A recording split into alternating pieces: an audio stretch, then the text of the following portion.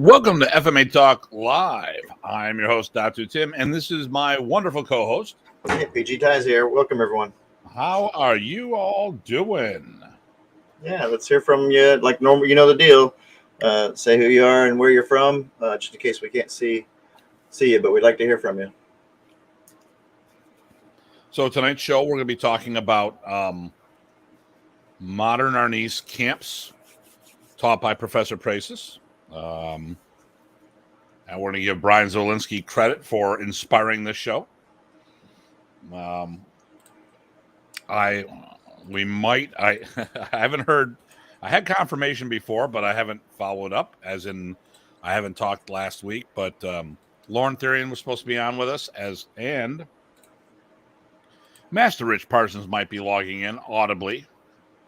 Excellent. He had a prior commitment, but he said he's going to see if he can sneak out for a few minutes and give a shout out.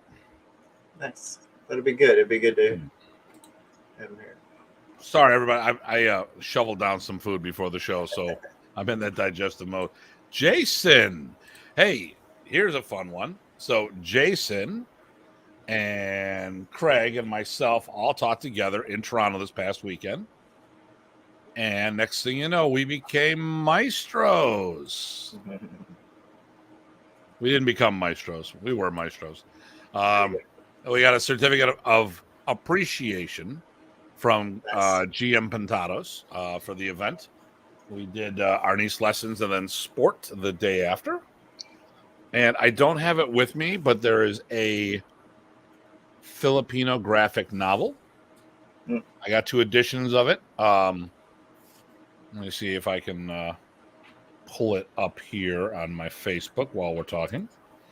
But we had a good time. I got to hang out at the boudoir with Paulo Rubio. Oh, nice. Jason, LOL. Maestro Jason. One more title to add in the mix. And then, of course, we know someone's going to be like, "Oh, how did you become a maestro?" It's just a term someone's using for us. Don't freak out. But if you are, then the hell with it. I think people know how it is, right? Everyone always uses the titles they're familiar with. So if your art doesn't have that title, it's still meant a certain way, and not as a bad thing, which is actually an opportunity to learn if you don't know their titles. So he was the maestro during karaoke. Terrell. Good evening, my brothers, Datu Tim and PG Chai. Nice. Good to see you, Terrell. Checking in. GM Guro Terrell of the Smoking Sticks of MD. Okay, here, I found what I was looking for. So I will share this. Richie Jacobs. Hello from Reno. Oh, nice. Nice, Reno. Very good. Nice. Okay, share screen. I said share screen. Oh, there we go. Oh, this is antiquated. It's not no vocal commands, voice commands. Yeah, there you go. There we go. Malika. That was a reference towards Star Trek. Nice. So this is the I don't have what it was. Hold on. It's always going to take a second to find what I'm looking for. There's a couple ways because I wrote something about it and I can't find what I wrote. There we go. So, Marikan Chronicles. Okay, whatever that is. Maharlika. Okay. Yeah, thank you. So it's supposed to be, I think, six episodes. So we got 2 of them so far. Nice. And I'm going to have more information on how to get those. I haven't looked at them yet. They're in my car. I was dealing with coming across the border. Actually, that was quite painless. I was expecting more of a headache. Oh, okay, good. Yeah, it was like traffic in Toronto was crazy. Absolutely crazy. Now, for those who did not get to watch this last night and are interested, we were on FMA discussion yesterday. it was about us, which I don't know why they'd want to have us on or want me. We talked about the show and how a lot of the issues that we talk about here actually are very common in the martial art world. Mr. Wolf. Nice, PG Sam. And then Hell from May. Hell from May. Hell from May, nice. Zombies ahead. Zombies ahead. Look out. There you go. So it was a good time. I had a blast on the show last night. How do you feel about it? No, it was good. It was impressive because Dean definitely did his work and looked into some of the old episodes to get some ideas and things he wanted to ask about. So that worked out real well. Wow, he bullet pointed a lot of stuff. He did. And listen, we have our opinion on things. And sometimes when I make comments, I'm a little more visceral than other times. And this is not necessarily meant as a dig, but sometimes it comes across that way. Bobby Ladra reached out to me and made a comment that the reason why people don't like me at the moment is because, well, the history of the artist, and you can call BS on things. Hey, long time no see, brother. Man, last night was fun. It was excellent. Nice. So, I don't know if we're going to have Lorne on. So, let's talk about. We're going to be off for the next 2 weeks because we have the instructor development camp here in Buffalo for the World Modern Arnis Alliance, and the following weekend is going to be Labor Day weekend. So, for those who haven't gone to our camps, it can be quite grueling. Not to mention, Ty has a 13-hour round trip. And are you? And then you're leaving at 4 a.m. or getting up at 4 a.m. the day after camp to do something, or was that last night? I got to get on a plane. Yeah. So we're going to take the next 2 weeks off. And Dean Branco will be our guest. We had Dean on as the host of FMA discussion and the pros, cons, challenges, and all the other stuff in between. And now we're going to have Dean Franco as the martial artist. So that'll be fun. If I want to say the 10th of September, he and I are teaching together. Dim Branco. That's it. Dim Branco. And then he and I are going to do a double-header virtual seminar or hybrid seminar.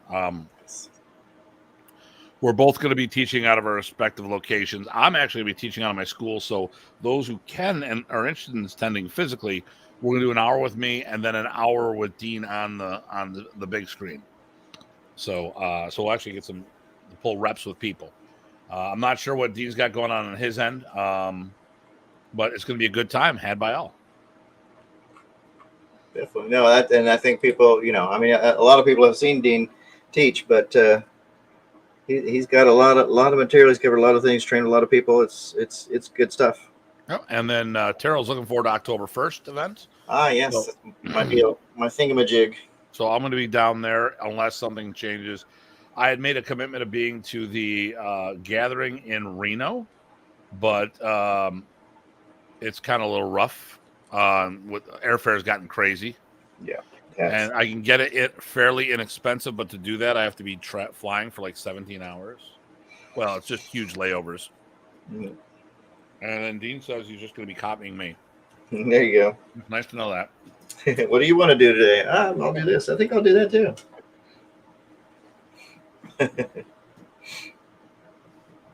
So, PG Tye. That was very kind of you. Okay. Not kind at all. It's good stuff. Yeah. Okay. Do I have a rant? I always have a rant. There's all one run right below the surface, right? Yeah. Well, listen, I think we talked about this a couple of times, and actually it tied into this. I said this before. Listen, if you're going to hold people accountable, if you are going to critique what people say, then you need to understand that people are going to do the same to you as well. If you expose yourself by critiquing people, you can't cry foul when someone critiques you. And No, no, it's not. No, it's tonight. Oh, was that Lorne? Yeah. I figured with that reaction, it had to be, since I didn't see a notice on the chat, the comments. If you can't make it, don't sweat it. So, I make comments. I make comments understanding. Well, I don't know. Listen, Ty and I both put ourselves out there on social media. We understand that putting ourselves out there, people may take pot shots at us. And I'll give you one that's completely ridiculous, and it's at Ty. But just to show the level of lunacy out there. So Ty does a video about Modern Arnis. Modern Arnis, the system created by the late Grandmaster Remy Presas. And someone from the Philippines goes to him, how dare you modify and make Modern Arnis? It's like, hey, moron, because I'll say it. Ty's too nice of a guy. Listen, you dumb piece of dung. Don't you realize that Modern Arnis was created by a Filipino who is credited for possibly single-handedly saving Filipino martial arts in the islands, who became a goodwill ambassador for the Philippines with diplomatic papers sent around the world for multiple world tours to promote their martial culture. Remy Presas, Modern Arnis, books were done in the Philippines. Look it up. Get your head out of your butt. But I mean, this is ridiculous, you know. But we understand, as frustrating as that might be, we understand that people will and can and will do these things. Mm-hmm. So if somebody's out there, and so obviously this guy becomes the opportunity of counter salvos going back. Well, like this, I'm not going to mention the guy's name because I don't even know what the hell it is. But every time we bring this up, I'm more than happy to talk about the lunacy here. And if I had the guy's name, I would actually tell you what it is. You know, and it's like, hey, you know, I think that comment's still on one of the videos. Yeah, you know, I don't delete comments usually unless they're not for Mr. Craig says there. I'll be home in 10 minutes. If you still want me to call in, hey, sure, yeah. If it's not a problem, we'd love to have you on. Yeah, definitely. Hey, BG Craig. Not a problem. We'd love to have you on.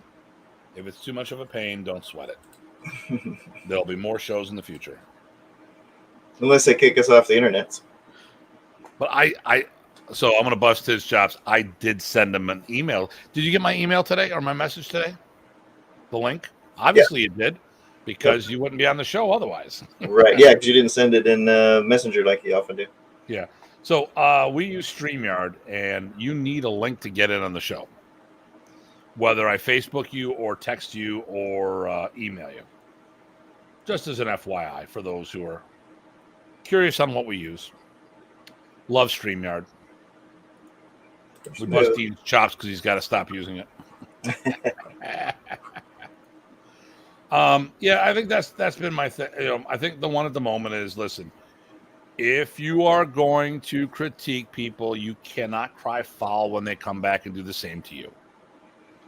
And that's why when we do and say things, I don't really. I might get frustrated on what they say because I think a lot of times it's hypocritical. But that being said, I understand and I expect that people are going to be not like everything that comes out of my mouth. And not even because I said anything maliciously or wrong. Okay. So, and Eric, how you doing, brother? Hey, Eric. I don't think I've seen him on for a little bit. I like brother man Eric. Haven't met him in person, but he's been on the show. He pitch hitted for you the one time, which is great. That's right. Yep. You know, so and this is what I love about the show. I got people willing to hop in and help out when we're down a man. Oh, it's Ty. It's a man and a half. So because he's pretty large, he's so large and very, very strong. I'm doing a terrible Arnold. And hello, Mr. Hiltz. How was the gathering up in Canada? So we were in Toronto. So Craig is a dog candidate from the Dog Brothers. He's a Modern Arnis guy, Modern Arnis guy first and foremost. Greg went up to the gathering, and while Craig and I taught up in Toronto. Nice. It was actually fun. Jason and Craig did an exhibition match, and it was great because so we love Jason, and we understand how busy he doesn't get to train as much as he'd like to. He even talked to, man, I'm a partial artist, I never get to work out. But him and Craig went at it, and I was like, nice. Oh, I hope this isn't going to be a bad thing. Jason, with really, he still has his movement. He still can do everything. He's out there. It was great. So, obviously, Craig is more practiced with that at the moment for sparring because he has more time. But it was really good. Let me see, kick ass. Met lots of great people and took a lot of shaft. I don't know how to take that one. That's right. Ty, would you like to comment, or shall we just no comment? I'll be good today for a little while. Okay. And then nice Craig Mason. There we go. All right, here we go. What do we got? We got Joe Rebello, which, by the way, brother man, we haven't seen you. That's your phrase. You say brother man. I can't say brother man. What we got here? 21 years, unfortunately. Filipinos who never knew who he was. Yeah, a lot of people have no clue who he was. Yeah, people don't know what they don't know. It kind of makes sense, but it kind of doesn't. So people busted my chops because I went with Presas Arnis, and one of the reasons why I went with Presas Arnis is because I'm not favoring one brother over the other. I teach both. Both arts are different. Actually, all three arts are different. Okay, they came from the same. Okay, so we can. Okay, and when you look at music, notes are notes, but how you put them together changes it from being a classical waltz to jazz to fusion to rock and roll to hip hop or whatever. So same but different. And the nice thing is Modern Arnis and the three brother systems are different, but they are compatible. And if I blend them, I'm not going to give one brother credit for something that he didn't do, Okay. So that's why we go with Presas Arnis, because we want to promote the brothers. Also, I got Ernesto and Remy to speak together, and the next thing was to put them back in a seminar together. And so as I pulled the family back together, my goal is to pull the martial system back together. And Jason said, much appreciated. Well, yeah, hey, dude, you were moving really good. As much as you were deprecating yourself, saying, well, man, partial arts and all this other shit, dude, you were moving really good. I mean, listen, Jason's got decades. And of all the guys I know, short of George, of all the people outside my school, Jason's been on the road with me much longer than anyone else. We went to Europe together. We've gone to G's at Ohio. Sometimes Ohio's thought as a third world country, I think. But Jason's been on the road and seen a lot of different development of things that I've done and stuff. And, so a lot of times, Jason's done so much stuff, but since a lot of times we were in the Kempo world, he wasn't one of the top guys, like Hawk Polanis and all these other guys. And when you compare him to them, it's kind of hard to do things, but Jason is a world-class martial artist and a lot of times doesn't get the props for all the things he can do. Mm-hmm. So, Jason, cheers to you, my friend. Maestro Jason. There's the three maestros now. Sorry, Ty, you're not part of the three maestros. Nope, that's true. Nope. I'm good Ty, though. You're part of the Watchmen. There you go. All right. I think I'm done with my rant. I think it's time we get into it. All right. And actually, so today's topic is about Remy Presas Modern Arnis camps. Hopefully, Lauren can join us. As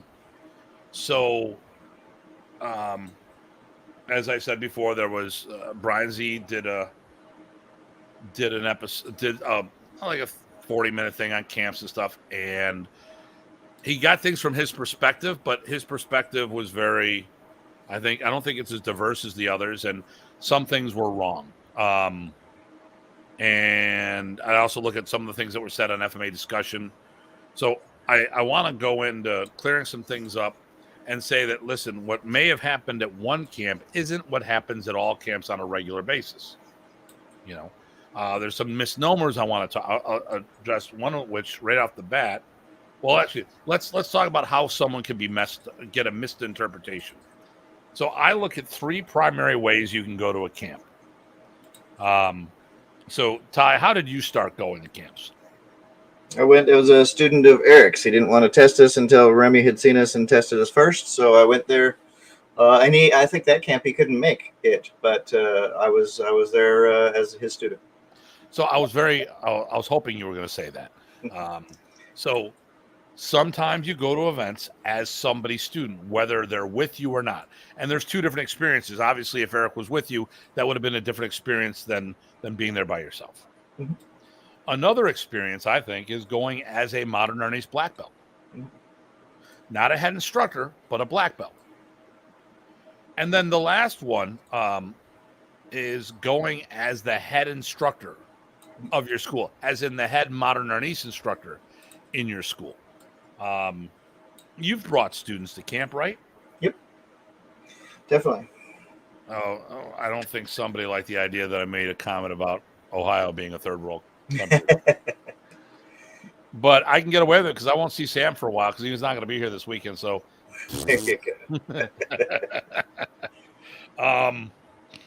so, when you brought your students with you, how was that?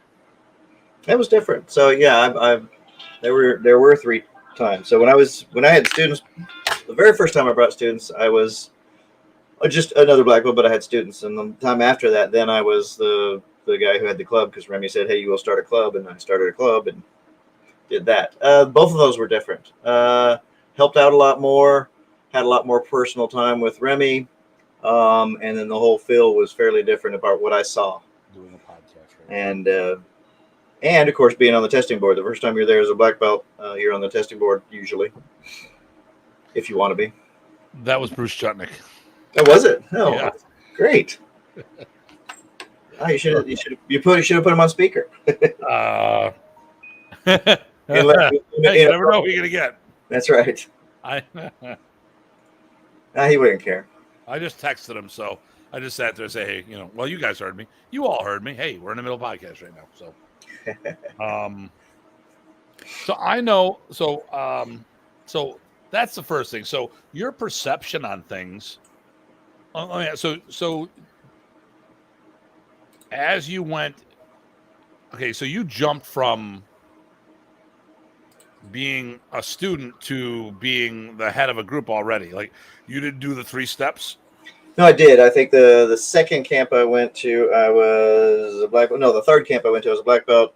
No, that's right. I did have a club. It was a university club, so maybe that was a little different. But I brought students with me on that one, so maybe it was the same. It did feel like once I had the off-campus club and it had sort of been around a little bit longer, I think it felt differently as well, bringing students. And Mr. Workman says, "Hey, see you fellas in a few days." Nice. He's got the couch. He gets to sleep with Tyr. The Canadian leprechaun. There we go. They're gonna sneak him over in a beaver. Don't throw me, Chris. I can't fall. Yeah. Another accomplished martial artist. He's a very, very good grappler. Yes. This is why I carry a knife. So, anyways, so my experience was I was a student of John Bryant's at the Filipino Karate Academy. The first camp I went to was the 1986 summer camp in Mississippi. After that, John and I separated. Not right after that, but down the road, John and I separated ways. Mm. And then the next camp I went to was the first of the Michigan Summer Camp Series. And I went as the head instructor. I wasn't a black belt yet. I was a brown belt, and I brought students with me that I actually had ranked. Asked for forgiveness, not for permission at that time. Later, I asked for permission, then forgiveness, then forgiveness. But I brought my guys, and it was a whole different story as being the head instructor. I had Jeff Leader with me and Taylor Roberts. Nice. So completely different atmosphere because now I'm worrying about them. Now the camp, I still wasn't a black belt. I was going for it and actually got boned over. I kind of boned myself over. I just bought a camcorder. Now, these are back when they used to be the VHS style camcorders. So I'm like 21. What did I say? It was 86. No, I'm not 21. Graduated high school in 83. So 3 years later. Oh, well, no, I'd be 21. Yeah. 21 years old. And when I was making like $350 an hour, and I've got a $1,500 camcorder. Ouch. Remy goes, have someone film this and you'll do the test. I'm like, no way am I going to let this thing out. Right. Well, you will test afterwards. Okay. And then John had his 2 students test afterwards, which was my time slot. The following year, Remy said, it is bullshit. He was telling Terry Warman, Tim should have been black belt last year. So then he just promoted me outright at the grading ceremony. So my Lacan, which is plain black, not ISA, and it wasn't probationary. He had just did the promotion. My Lacan and my 5th degree, those were just done, which will come up late, which may or may not come up later in the conversation. So, but I definitely, when I was worried about my guys testing. I was worried about everything that there was to worry about. I mean, whole nother animal. So I can see how people get a different vibe of what the camp was.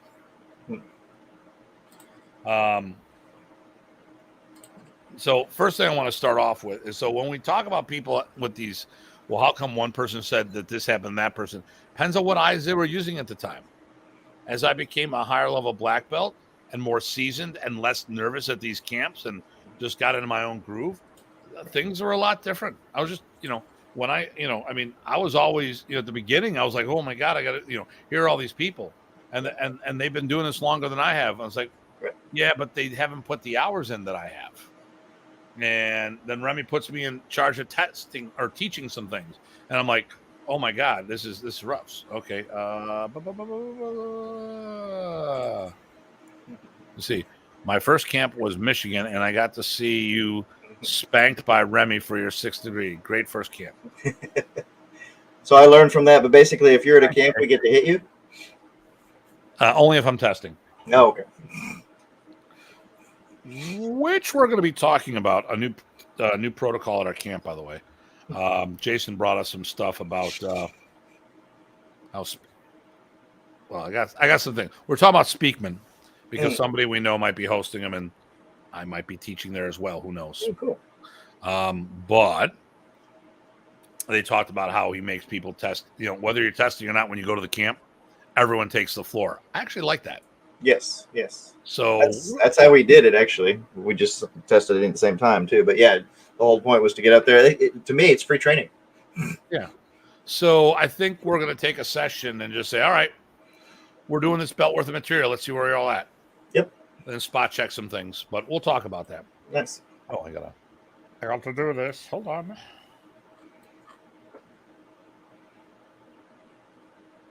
All right. Bum, bum, bum, bum, bum. Someone make it on? No. Oh. You got to be kidding me. Damn you. I'm oh,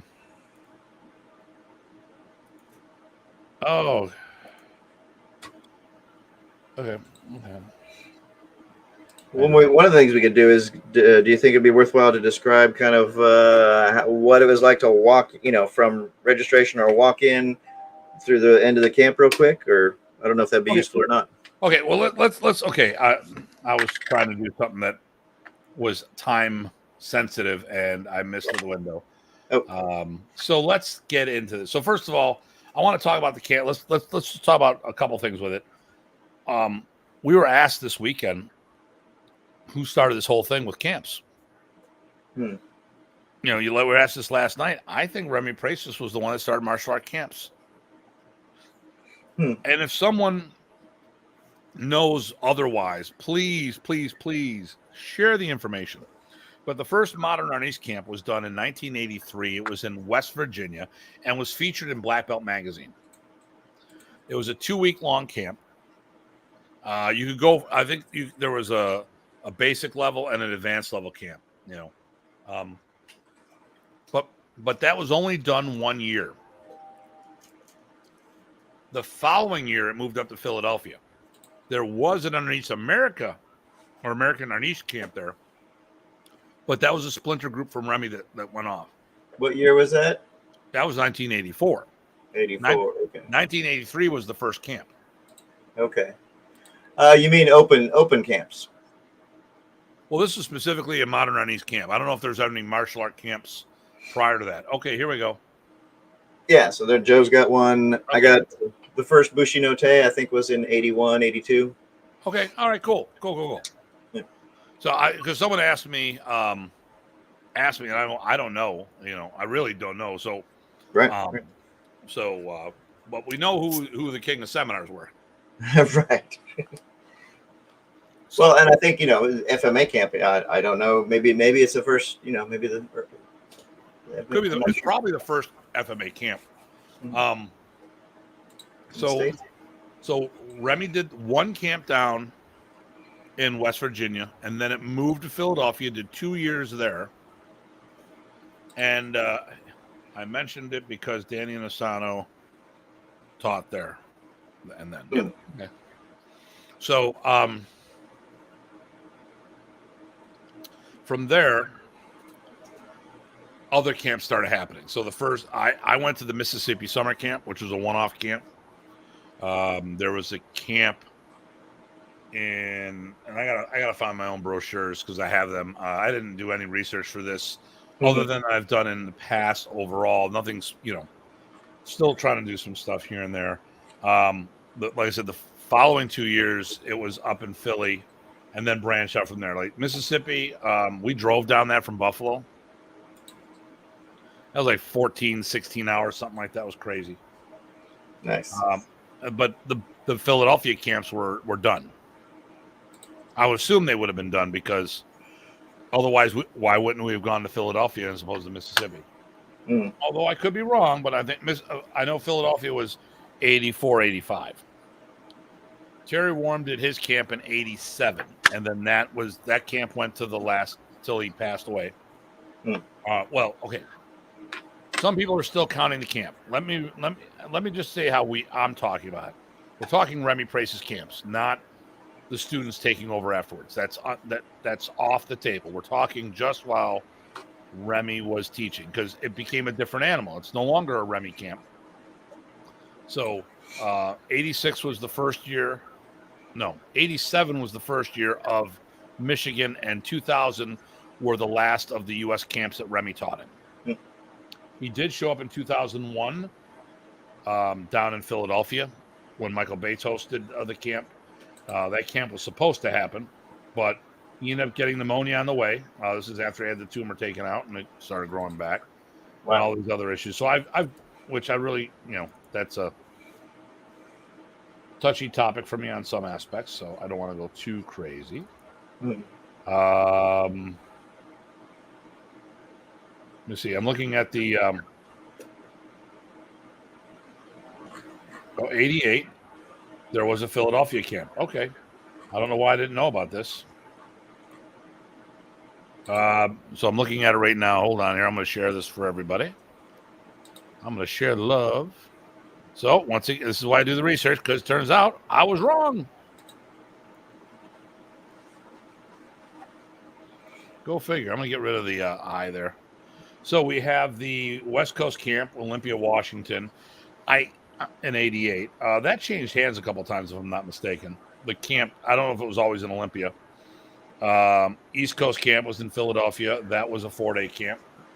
The winter camp was in Florida. Okay, now here's the funny thing.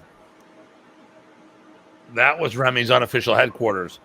That is 15 minutes from my house. And then there was the Michigan Lansing camp. So in 1988, either 1, 2, 3, 4 camps, which is a far cry from what it ended up being. Right. Okay, here was the first camp. So 1982, instructor of the year. Wow. 1983, 2 weeks here. West. This is whatever that is. Camp in West Virginia. Yeah. Oh, okay. Shamadilka. Yeah. So that was the first camp, That 1983. was the first camp for Remy. So actually, I was wrong too. Actually, Bushinotei was the first camp was 83 as well. Basically, when we graduated high school. Okay. Yeah. Right. So there you go. So but this was in West Virginia, not Virginia. I thought it was Virginia. When Brian did the interview on FMA discussion, he got the state right the wrong year though. It was 83, not 85. It moved up to Philadelphia. And I think it was the first 2 years was the 2-week-long camps, and then it may have changed. I'm still in the process of looking through all these online magazines and seeing what magazines I have. There's a 91 camp. 84. This is a fun one. Okay, because Cynthia Rothrock and George Chung were supposed to teach there. Okay. And when I was just talking to both of them at Vegas. I forgot to ask them about that. But George told some interesting stories about being a student of Remy's. Here is the camp that happened that had nothing to do with Remy. This was not Remy. They split off from Remy, American Arnis Association. That early? Wow. They were training in the 70s. Yeah, okay. So is it early or not? This is the second annual camp. Now, I think this is where people got confused. The first annual camp was Remy. Right. The second annual camp was them. Well, that's kind of cheesy way to do it. If you ask me, I would agree with that statement. I didn't ask you. Well, I'm still agreeing with that statement.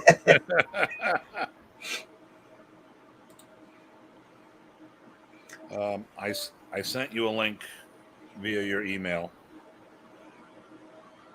Oh, good. So it looks like he's going to try to make it. Good. He's looking to zoom in. I'm like, we're not doing Zoom. 85 camp. Joe asks about the American Arnis. Is that Fred King? No, Fred King was tight with Remy. This is I think it was that Arnold guy or whatever. Not to be confused with Jason Arnold. We like that Arnold. Yep. Most of the time, no. So that's all I got right now with that. I'm still trying to do some more research, see what I can dig up. But, at the end of the day, I'm also working my school, my business, so I got to focus on the primary before the secondary or tertiary. Fred King that was definitely not Fred King.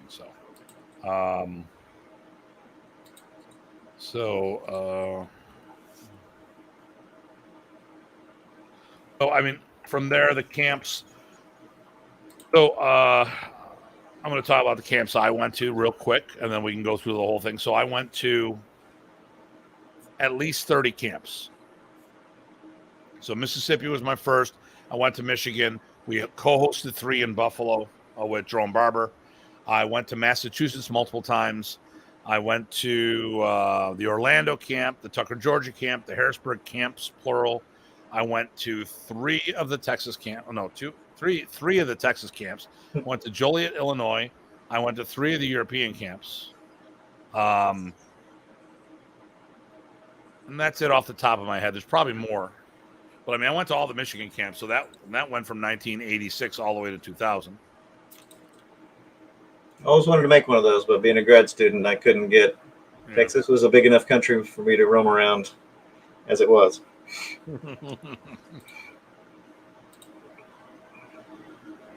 What was the New England camp? Was that the mass camp?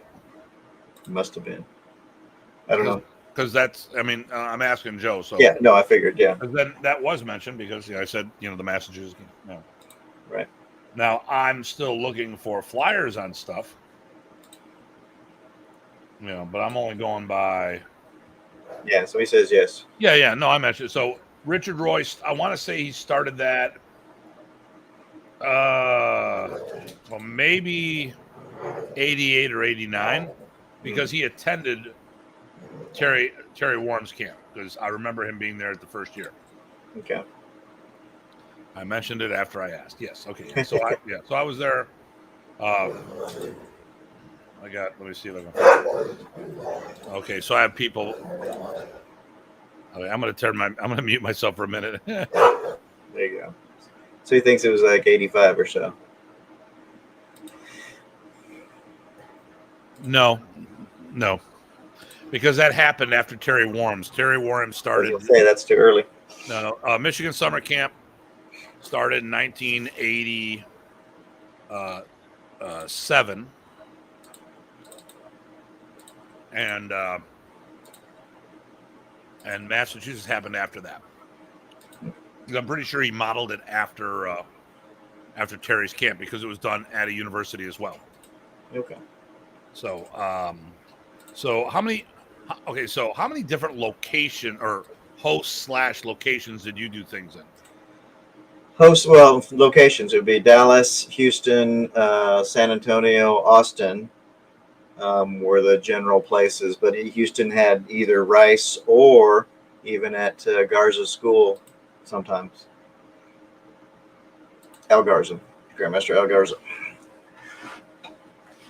And then random seminars and stuff too. He started in '85, so 2 to 3 years after that. I thought, yeah, well, that would be like 80. That'd be 80, 88, maybe 89. Yeah, probably 3 to 4 years. Yeah, actually, I found American Arnis Association. They actually have the article about Remy in the magazine in there. Well, this is nice and nostalgic too, so I'm sure a lot of people are. I'm geeking out, so I'm sure others are too. Yeah, American Arnis Association since 1983.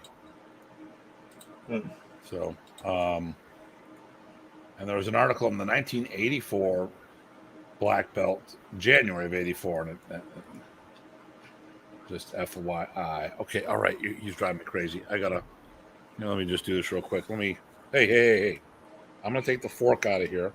Yeah, Joe. No, he was at a lot of the camps. So Joe was asking if I met Al Garza. I always wanted to meet him. Yeah, Joe. Al's a great guy. I've known him through Modern Arnis since the early '90s, really, and his top guys. Right, we were all coming up around the same time, and I'd see him at about most of the camps I went to in Texas. Yeah. Not all. I met Al at Michigan. So okay. Yeah. Al is a world-class martial artist. Absolutely. Arnis was not his primary. No, but he got up to, I don't know, 3rd, 4th, 5th, somewhere in there. Yeah. But he was good. There's no question. He's got skills. And he had several top guys that got multiple levels to testing at camps and stuff. Yeah. So Al would host it at his school, but the first 2 big ones he had, or maybe not the first 2, he hosted at Rice University, which was the university feel. And as far as Texas camps goes, those are the only 2 university camps that I went to. Remy would have a hotel camp in Dallas, hotel camp in both Austin and San Antonio. But we didn't do all 4 of those cities every year. It was usually 3 of them. So it would alternate between San Antonio and Austin. We also did Dripping Springs. That was Jeff Delaney did one. There was a seminar. He did. No, I went to Jeff's camp. Oh, that one. Okay, yeah, I counted that as San Antonio. This is close by. Lima Lama was he was specifically was especially. Who's that? I don't know. Maybe he's making a joke because Al Garza we're talking about is in Texas that did Taekwondo and he's a kickboxer, kickboxing and stuff. Yep. Through Premier Martial Arts, he's not one of them. League City by NASA. Yeah, so we might be talking about 2 different Al Garzas. There's probably a common name. Yeah. Yeah, no, Al Garza is not the guy we're talking about. Yeah, no, this Al Garza didn't know Lima Lama. Like I said, League City, Houston, Texas, southeast side of Houston. Hosted 2 of the camps at Rice University of Remy. That's where we actually met the first one. Yep. Okay, so and then I'm not sure when Lauren just said he got the. I just saw an email saying that he got the link. So I don't know how long he's going to take getting on board. So we'll ask him what camps he attended as well, or different ones. So now, we've covered now. And how many camps did you go to? About 18. I went to almost everyone. Well, everyone in Texas. I missed 1. And the first years that I started, there weren't 3 a year, so it gets about 18. Best I can count. Okay, so plus a million seminars. I've been to like 30 camps. Yep. Starting in 1986 on. So it's not just. So here's the other thing too. Like, when Brian was saying stuff, he talked about people who came out of the gates hard and fast. I'm like, listen, if you only did a couple years, that's not a good indicator. Plus, the perception of what goes on is different based on your experience. I know when Kenny Smith was going to camps, he was underneath George Mazak, so that would have been a whole nother experience than going as a head instructor himself. And so, all right, so let's go with what you were saying. What you wanted to go over. Oh, as far as what it was like, I mean, that's sort of the title, right? What was it like? And so we can branch off that. Easiest one I can describe probably is the first camp I went to, which was in Dallas. I think it was, I know Steve Selby was part of it. He might have been the host, or it might have been Ron. I'm not sure. I know Selby did host a camp. Yeah. But we drove up there, and it's at this hotel. And I remember, I can't remember if we had pre-registered or not, but we walk up to the table, we sign in and registration, and we either paid there or we prepaid. I wasn't sure because, the internet wasn't the same back then. We gather our stuff and wander to the tennis courts, and I meet Remy. That's a whole nother story with the sunscreen. But yeah, and we go out there and we line up, and he starts us off with some simple, warm-ups. I think it was Sinawali, right? Usually probably single Sinawali, like often happens. And then we went straight into two-person high Heaven 6, right? Okay.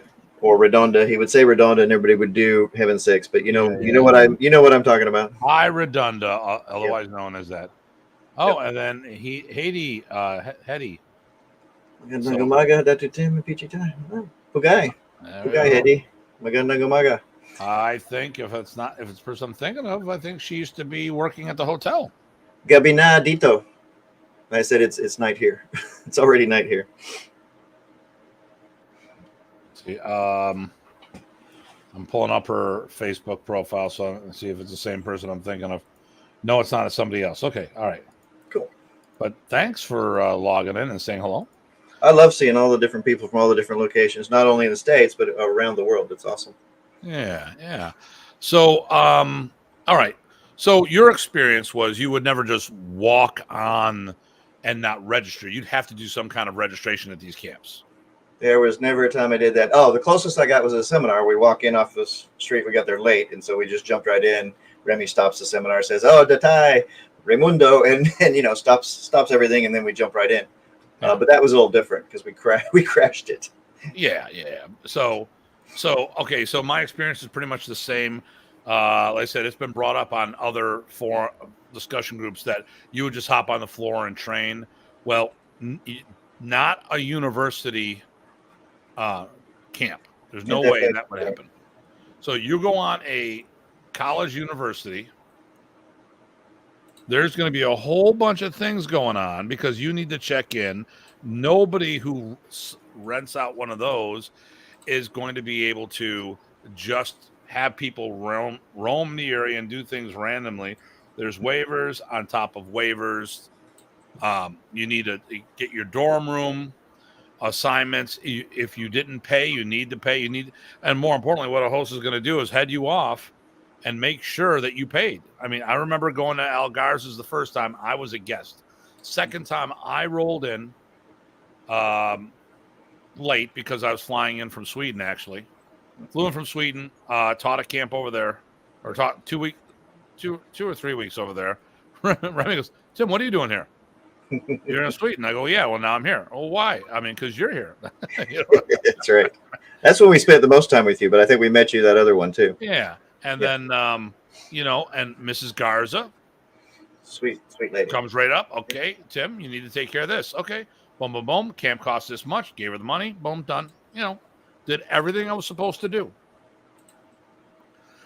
And you don't go on, I said, at a university, especially like, okay, so if I'm not mistaken, Richard Roy's camp, the mass camp, was done at Holyoke College, which is an all women's university. And you got mostly guys coming on board. I'm pretty sure they're going to make sure that every guy that's on campus belongs there. Yeah. Has ID or the room key or fill in the blank. Will you be quiet? Well, and you got to get your materials, like you said, get to pay. Yeah. Get your room assignment. Yep. We had that. That was Sign one of the waiver. So Rice was pretty. Actually, it was pretty smooth operation though too. So yeah. So, what circumstance do you think that might happen a little different on? Outdoor seminar. Okay. Maybe if you got to a camp late and there was some weird thing where you're training outside, but you would quickly be, you'd quickly have to make up for lost organization. Maybe at the session break. That's the only thing I can think of. How about your instructor took care of it for you? It could happen, right? If you registered through them and whatever, and say, "Hey, you guys go over there, I got it," and then you guys all walk in and you're good to go. Yeah. Yeah. So I listen, like Brian Zwolinski, you listen to what he was a student of Sifu Lowry. That's his introduction to Modern Arnis. So, why could he have had a different experience? Simple, and he was invited to be on the show. So we haven't heard back from him. So, but the thing here is that if one of the situations that could have been a little different was that you were asked that someone took care of the stuff for you. Like, when I go to tournaments and seminars, stuff of that nature, a lot of times I come walking in, I've got my whole packet for all my people, waivers, checks, cash, the whole 9 yards. Boom, there's the thing. But even then, they still got to do individual registration. Right. If there's a wristband or a ticket or a fill in the blank. Sign the waivers. Or we always took time to say hi to Remy if he wasn't out already on the floor, which usually we got there early enough that we did that. So there was not only the registration, all that kind of good stuff, but also the pay homage, right? And usually the camps had a registration window. So I don't mean a window. I mean, okay, here we go. All right. Lorne, are you there? I'm here. I don't see a picture. Can you see a picture? No. Oh, man. Everything under the sun to try to get in. Okay. Well, maybe we just don't want it. We can just hear you. Or the settings, you might have to change which camera's on there or permissions and that kind of good stuff. Yeah, as we're going along, maybe I'll find something here that Okay. You got really good audio. Give me a face. We got really good audio. So that's your face looks kind of white and square right now. looks like a no. Yeah, over here it looks kind of gray and square. That's right. Which is a little closer to the truth. There you go. Good to hear you anyway, sir. Same here. So while you're doing that, we're just finishing up a little part about registration at some of these camps. I want to ask you in a moment. So Ty, basically, you would have had to check in. I mean, you never had a camp. Hey, Rocky, how you doing? Hey, Rocky. And then Noah says October 1st. Another plug for my event. Thank you, Noah. So generally, none of the events that you went to, like if it was at a university specifically, you would have you couldn't have been able to get access to the floor unless you went to register somewhere. No, right. Well, I mean, I guess you could have snuck in, but there's a back door to one of the rice rooms where we did stuff. Let's say it another way. You would have never been told to go get on the floor. The first thing you should have been done is, if you would have walked in and said, "Hello, professor," right after you said hello, you would have probably been ushered over to do registration. It's usually the case. I will say perhaps later years I could see where, hey, we got you. We'll finish your registration later, but you still did it. There was Lorne, you almost had something going on there. Yeah. Yeah, I was trying. Oh, that's getting better. Yeah, now I'm not a square, I'm a circle. With the pulse. Oh no, Lorne, you're always a square. Well, I guess I could accept that now. But I'm pumped. You got to be quick on the draw around here. So, No. Lorne, what different camps, like what different locations did you go to? As I mentioned before, the last show, it was mostly East Coast, and I went down to Bob's Okay. down in what was that, Georgia, right? Yeah, Bob Quinn. Yeah, that's cool. Yeah. I mean, How that's many? pretty much what I remember. There may have been a couple in different locations that. Well, we met at Michigan. Yeah, that's right. I mean, I went to Michigan. That's right. I mean, how can I forget that? That was the test. Oh yeah, Michigan. I mean, there was, different ones here and there that I may have popped into once or so, and it's not coming back to memory at the moment. But it was the majority was the East Coast or New England. Yeah. Let me see. Old Mosey Slice of Cheese. Your podcast yesterday on FMA was Jot on the Tube of You. Okay. I got a pain in the ass client. I mean, we got great fans. There you go. Characters. Oh, it's. So, how many mass camps do you think you went to?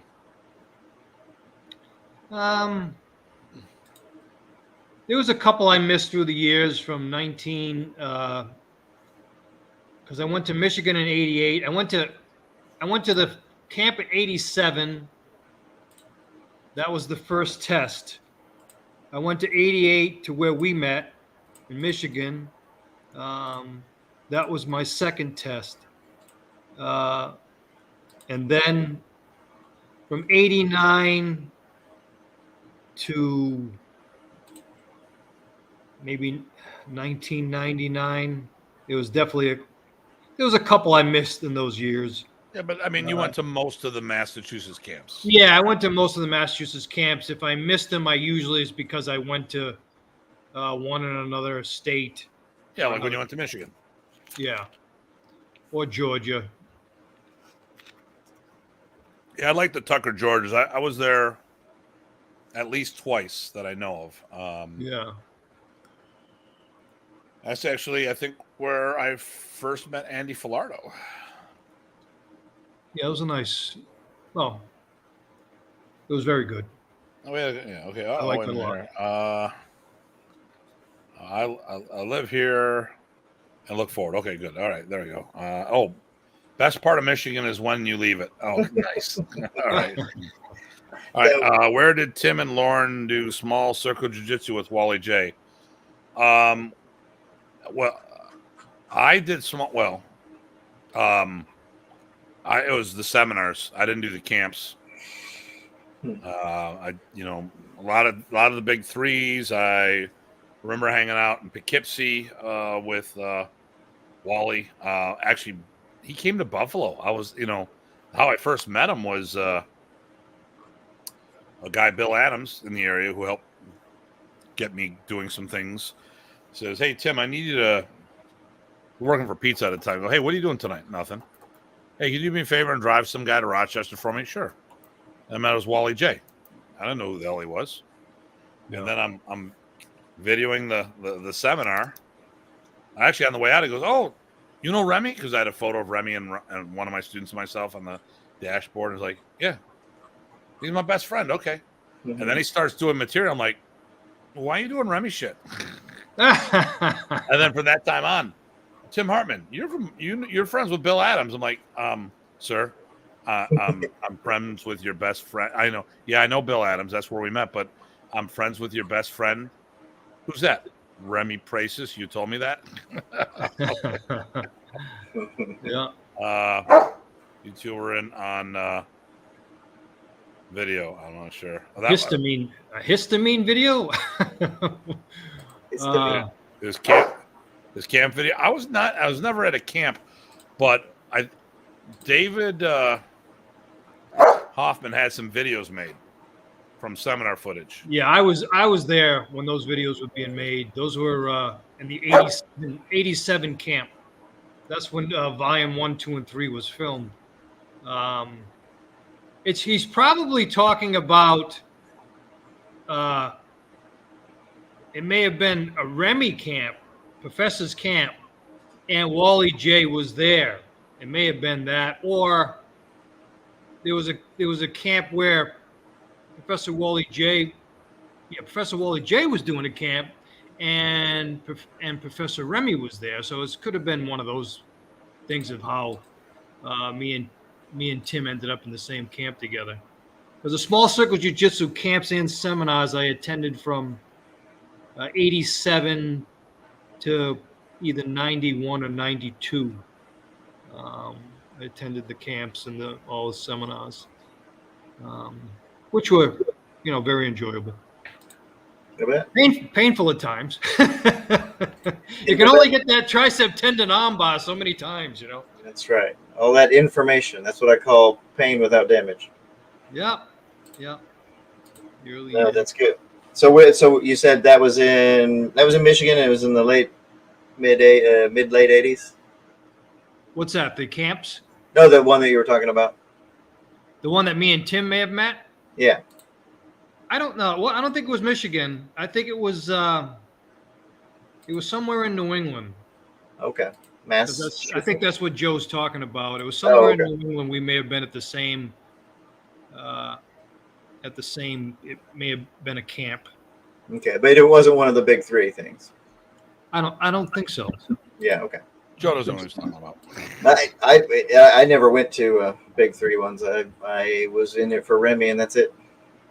Yeah. Okay. Yeah, I'm not sure. So when you went to camps, okay, well, here you go. You're both on that video. I'd love to see that video, that volume 3. Yeah. I think it's a seminar footage. It may have been. Might be. It may be that he had a bunch of things put together. I'd probably be able to tell which one it is by how much hair is on my head. Oh yeah, that's a good one. I can't do that because actually I shaved my head like the week before I met Remy. So if I were young, it would always look the same. So you've been consistent. That's right. Very consistent. There's a bunch of messages. I don't know if you want to see if there's any to mine. Noah gets said some good things. Rocky said some pizza guy. Yeah. All right. Okay. Actually, I was looking at this. I'll pull this up in a minute here. Okay, so let's get here. Son of a gun. Okay, his camp video. Both of you guys keep it up. I'm glad. Thanks, Noah. I'm glad D Tim, you keep pushing your FMA to the global. Thank you. Spell check sucks. Yes, it does. Or hey, Michigan was Remy's stronghold and the Screamer hotspot for years. Yep. Detroit and Buffalo.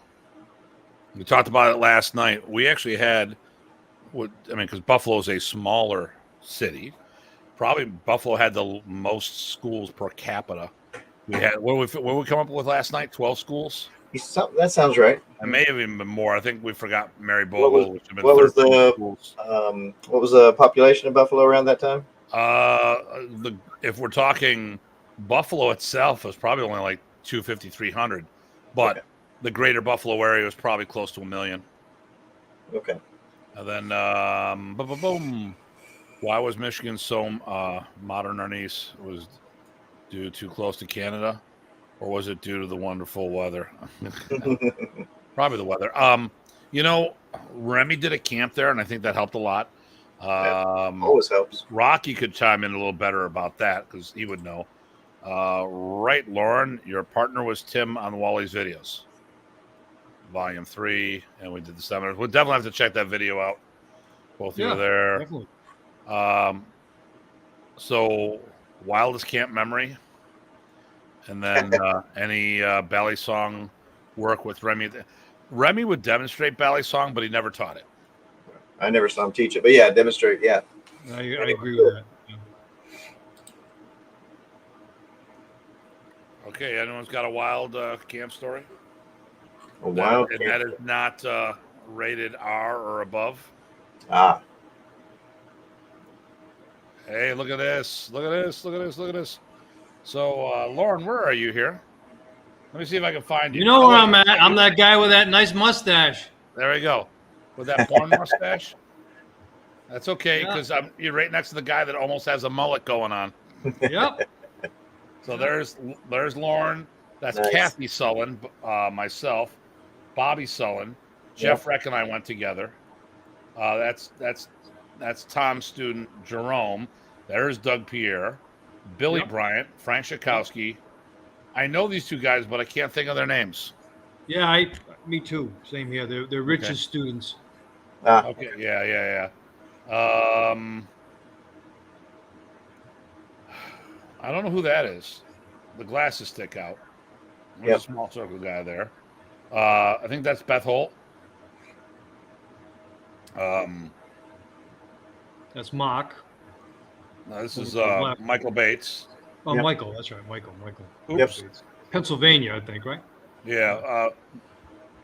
Metro Philly. There's Eric Alexander. That's Ty's instructor. Yep. Great guy. At least great to me, These two are Billy Bryant students. This guy almost, I don't know his name, but he's. Oh yeah, he was a great guy. He severed his arm practically, and he tested in a sling once. Wow. And then the front row, here we go. Tom Bolden, Richard Roy, Remy Presas, Dennis Tostin, and Joe Bridenstine. And Joe, So these two guys are probably the most responsible for bringing them up north for the camps. Joe went down to the camp, saw Remy, and then Dennis was, he created the WKKA. Oh, wait, no, he was a member of the WKKA, which was Joe Palazzo's organization for Kempo Karate, a Parker guy.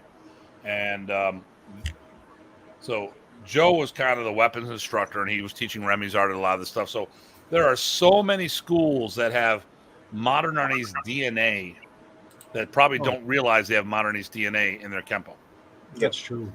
So let me get back here because there's a few messages. Get it back here, and we got. Oh, and now he's back to the no logo.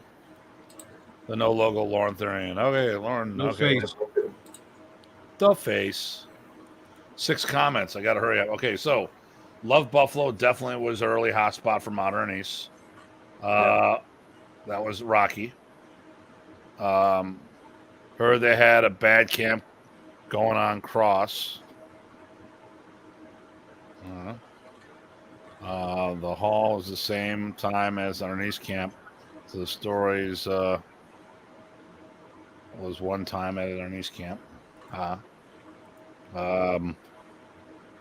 If his glasses stick out, it's because of his ears. Okay. Chris Nowling. So, hey, Nowling, evening. Okay, Noah. Buffalo, New York had a lot of modern Arnis or martial arts schools in the 80s and 90s. Best years for FMA in America, U.S. was in the 70s, 80s, and 90s, early 2000s. Then the FMA was dropping interest in learning of FMA. Yep. Kind of like we all have Viking DNA to some degree. We all are FMA too. Here's that. Okay, so let me see here. I want to talk about the tests. That was a big one. Grading in general. So I'm not going to ask. I'm going to say, and then you guys can say yay or nay or shoot me down, and I'll just say, well, you're wrong, so it doesn't matter. So there you go. So is it true that belt promotions were only done at camp? Actually, I'll ask the comment. I won't say that's not true. Thank you. Okay. So there was a lot of people that had no ability to promote to black belt or any, or actually, no, let me rephrase it. Nobody had permission to promote to belts at all. some people didn't have permission to do any rank promotions, that they had to bring their students in front of Remy. I remember Ed Mangle asking, he was one of Remy's, or it was Michael Bates' nephew, and said, hey, when can I do this? He goes, when can I promote? And he was like, you keep bringing your students to me. Okay. That was the situation at that time. And I think it was because he's probably a newly minted black belt. And Mr. Mason, Evan Mason, there you go. So were tests done off campus or out? So these promotions, were these just promotions, or did you see physical tests actually happening in your area, Lorne? There was physical tests done outside of the camps, and it was just done differently. So in other words, in my case, me and Professor was at Capron Park in Attleboro. I was out there training with Professor. We ran through a bunch of material. When I got back to the studio, he promoted me, and that was in '98. And I think you'd mentioned too that Professor had promoted you to the 5th when you were on the road, or I think it was something of that nature. Right. So, yeah. So Professor was bothered. I could see the Professor was bothered because people would be pressuring him to test people at the camp. We had talked enough times, and he got very concerned with whoever was, pretty much, controlling the camps, and they want, the testing to be done there, and I understand that, but I know quite a few times that I've seen Professor give out rank, including Brian's rank. Brian's rank of 5th degree was not given at camp because I drove Professor to Connecticut when Brian got his 5th degree. So that was done outside the camp. It happened. It's Professor's art. Professor can give a rank whenever Professor wanted to give a rank. If Professor believed you to be, the rank that he wanted to give, then, who are we to say different? So. Jason Arnold just sent me a text with the camp flyers. Yeah, the old camp flyers. That was me. The apprentice ones on the right. That was me. But it's got the East Coast camp at Holyoke College in '99. He's also got the Michigan camp. I think it was '99 as well. It's just funny how we have a few of these things laying around. Yep. Ty, what about you? How much were you witness of anyone? And hello, Renee, by the way. Not you had a good time camping. Not a whole lot. There was a time where we hosted Remy, and he would actually do some targeted testing. I don't know that when we hosted him or Raymond hosted him, I don't think he gave blacks out. But I only saw tests at the camps in Texas, but that doesn't mean, I think there was, I just wasn't around the other folks when they got different ones, but I know it happened. Hey, I do want to know what along with Renee here, I would like to know the story about you getting your 24th degree. 24th degree. No, 24 years maybe. I don't know. All right. Okay. So, listen, and this is why we wanted to have Lorne on here. The three of us went to different camps in different parts of the country. We got to see a whole bunch of different things. Yep. And we wanted to talk about this. So when I didn't want it to be from one person's a point of view, because sure, we need that vetting, because maybe something that happened at one camp only happened at one camp. Right. And maybe it only happened at one camp. Maybe it'll say something happened at Michigan that only happened it was a one-off. Right. That's not the norm. And The problem, one of my pet peeves lately, you can say it's a rant, Right. is that everyone looks for the exception and not the norm. So when we sit there and say there are no Filipino martial arts schools, we do want to point out that there are, but on the whole, there isn't. It's more club mentality. Right. When someone says, well, this could happen, yes, in a 1 in 100th percentile. Look at that! Look at that! Look at that! Look at that! Boom! Shaka! Oh wow! Not even just the phone. Wow, Rich. Hey, Rich, how you doing? Hey guys, how you doing? Hey, Rich. Good. Where are you? Looks like you're in a car. Yes, I'm in a car. I was gonna guess the car, but okay, that'll work. Okay, all right, cool. Well, at least he's got a picture. Yeah. Yeah, That's probably why he did that, to flex on you. Lauren's got a BlackBerry still, so they. Yeah, I'm playing Ghost. But it's secure. Yeah, there we go. It's very secure. All right, let's see. What do we got here? We got question, sir. Professor Remy, did he teach you guys a lot of joint locks within Modern Arnis courses? Oh my God! That's an understatement. That is an understatement. So, especially when you were a Zuki for so many years, you were more years than I was, but I know I had 6 years of pain that I can point right to. I tell you, Rich, I saw Remy teach Rich Irish dancing. Rich, now listen. First of all, I met Rich so many times, but I never met him. We were always in the same room. Yep. So Rich and I have a very similar hairstyle. When we let our hair go, it becomes this bush. I mean, like we got the non-African fro going on, and Remy's. I mean, he's the tallest guy in the room. So, and Remy started doing finger locks. I'm like, thank God I'm not the biggest guy in the room. And he's got him dancing and doing this little. I thought he was doing Irish dancing. It was great. I mean, the only thing that was missing was the little shoes and the little wigs that they wear and stuff. Although his poofy hair was, I mean, we had similar hairstyles that time.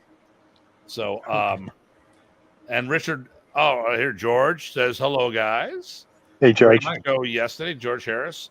Rotary phones are secure too. Okay. Yes, Jason. Yes, they are. Okay, so they're just not as mobile.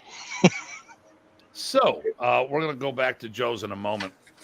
Here's an interesting. I bet you haven't seen this one. I mean, I've seen those before, but I didn't see yours. Yeah. Okay. No, it was a camp. It was a camp participation one, but I just for some reason I didn't. There's some good names on there. That's pretty cool. Hey, is my name on that? Let's see. No, I don't think so. No, Eric's is on there. Okay, so oh, it's got Abel's name on there too. Oh, there you go. Hey, Rich, you did. There was testings outside of camp where you were at, right? Yes, there were multiple times, both at the Flint Dojo and the school's predecessor to the Flint Dojo. And Eric says hello to you, by the way, Rich. Hey, Eric, how's it going? So, this was a big misnomer, and I bring this up because right when Remy had to retire due to his physical condition, Rich went to a camp. Actually, went to the same camp, but we either went different hours or different days. And he talked about how he tested in the Flint Dojo, and he was told specifically that wasn't happening, And Joe Rebello says hello. Hey, Joe. And then still can be listened into. Remember party lines. Oh yeah, good point on the rotary phone thing. So when we first officially met, Rich came. I was doing a sparathon. Rich came to Buffalo. We hung out for the weekend. And like you, Ty, he doesn't leave. I can't tell you how many times the camp was ending on Sunday, and Rich doesn't go home till Wednesday. Right. And like, hey Janice, don't worry about it. It's Rich. Hey Janice, it's okay. Hey Janice, doesn't he have to go to work someday? Yep. And then Sam says hello, and then Rich or not. Ty is looking for tax forms. Yeah, he probably is. Do you have test sheets with you by any chance? That's why I'm looking. I do have some. Yeah. Good. So case in point, like when he came to Buffalo, I pulled out a video and I showed me testing for my 3rd degree in Buffalo. Right. Now, Lauren, have you ever seen someone test for a belt and not get it? Yes. Ah. Yeah. So testing a belt promotion was not a foregone conclusion. Correct. So you could wait for it, fail. I mean, example would be me. I mean, I took my test in 1987, and I ended up getting a brown belt. I didn't get a black belt. Okay. So, I mean, I took the black belt test. I was able to, Now, I was there, I think. And let me ask you this. Was it probationary black belt, but you're supposed to wear the 3rd brown? No, 1988 is when the two of us took our black belt test. Okay. 1987 is when I took a black belt test in New England at David Hoffman's camp, which was the year before. I ended up getting a brown belt. So there's an example of, I physically went right through the test, but I didn't get a Lacan or a black belt. And that was due to, it was my first camp. Right. And I do want to point out that I did not test at the camp that you got your black belt at, by the way. We talked about it earlier. I was supposed to test the year before. My time slot got taken. Then the following year, Remy said, don't worry about it. He just promoted me. So because I want to make sure everyone's clear. My basic black, I was promoted to. My Lima, my 5th degree, I was promoted to. But my 1st, 2nd, 3rd, 4th, and 6th, I all tested for. So you didn't take the test with me? No, what happened was I ended up videotaping the test. We actually talked a little about it before you got here. I was videotaping for Remy for quite a bit. My students took the test, but I didn't test. In the 1988 camp? That's correct. What happened is during the lunch before the test, Remy, on the Saturday we were doing lunch, and Remy goes, Tim, come here. Oh wow, that's something I've seen one of those, but I don't have one of those. Yeah, just a folder. It was a membership and all this stuff. Okay, so we were Remy and Terry Warren were sitting down, and Remy calls me over, and he goes to Terry, "This is bullshit. Tim should be black belt last year." And then Remy said, video, and boom. Next thing I know, he called me up, and I was promoted. Still have the videotape. I've got a few I got to convert. What had happened was, like I said, I was supposed to test after I had the camcorder, my first camp that I paid like $1,500 when minimum wage was $3.50 an hour. $3.35. Yeah. And then what had happened was, Remy said, have so-and-so video. I'm like, I'm not going to let someone touch my camera. So then it was, you test afterwards. Then all of a sudden, John Bryan had Tammy Wilson and Dave Smith test after the test, which is my time slot, which Rocky did the judging for. And I can testify that conversation occurred between Remy and Tim because it was public and I was there. Yeah. So, Remy made the comment, this is bullshit, you should have got it last year. So he just promoted me. Now, so my basic black and my 5th degree, those were done. I was producing students. I had a black belt the same degree as I was a black belt. And when I became a black belt the following year, I produced a black belt and I was still a Lacan. And that was some internal politics in Buffalo I got victimized by, What year did you get your 5th, Tim? Oh, let me tell you. It'll just take me a moment. So, Ty, as I look this up, please take point on this. He got it. No, I don't. No, not on that. I'm teasing. Dumbass. No, it's interesting stuff, right? So I don't know. Some of my best tests were probably some of the Modern Arnis belt tests, and actually, it wasn't my first. It was my best test. It was for Lacan Delois.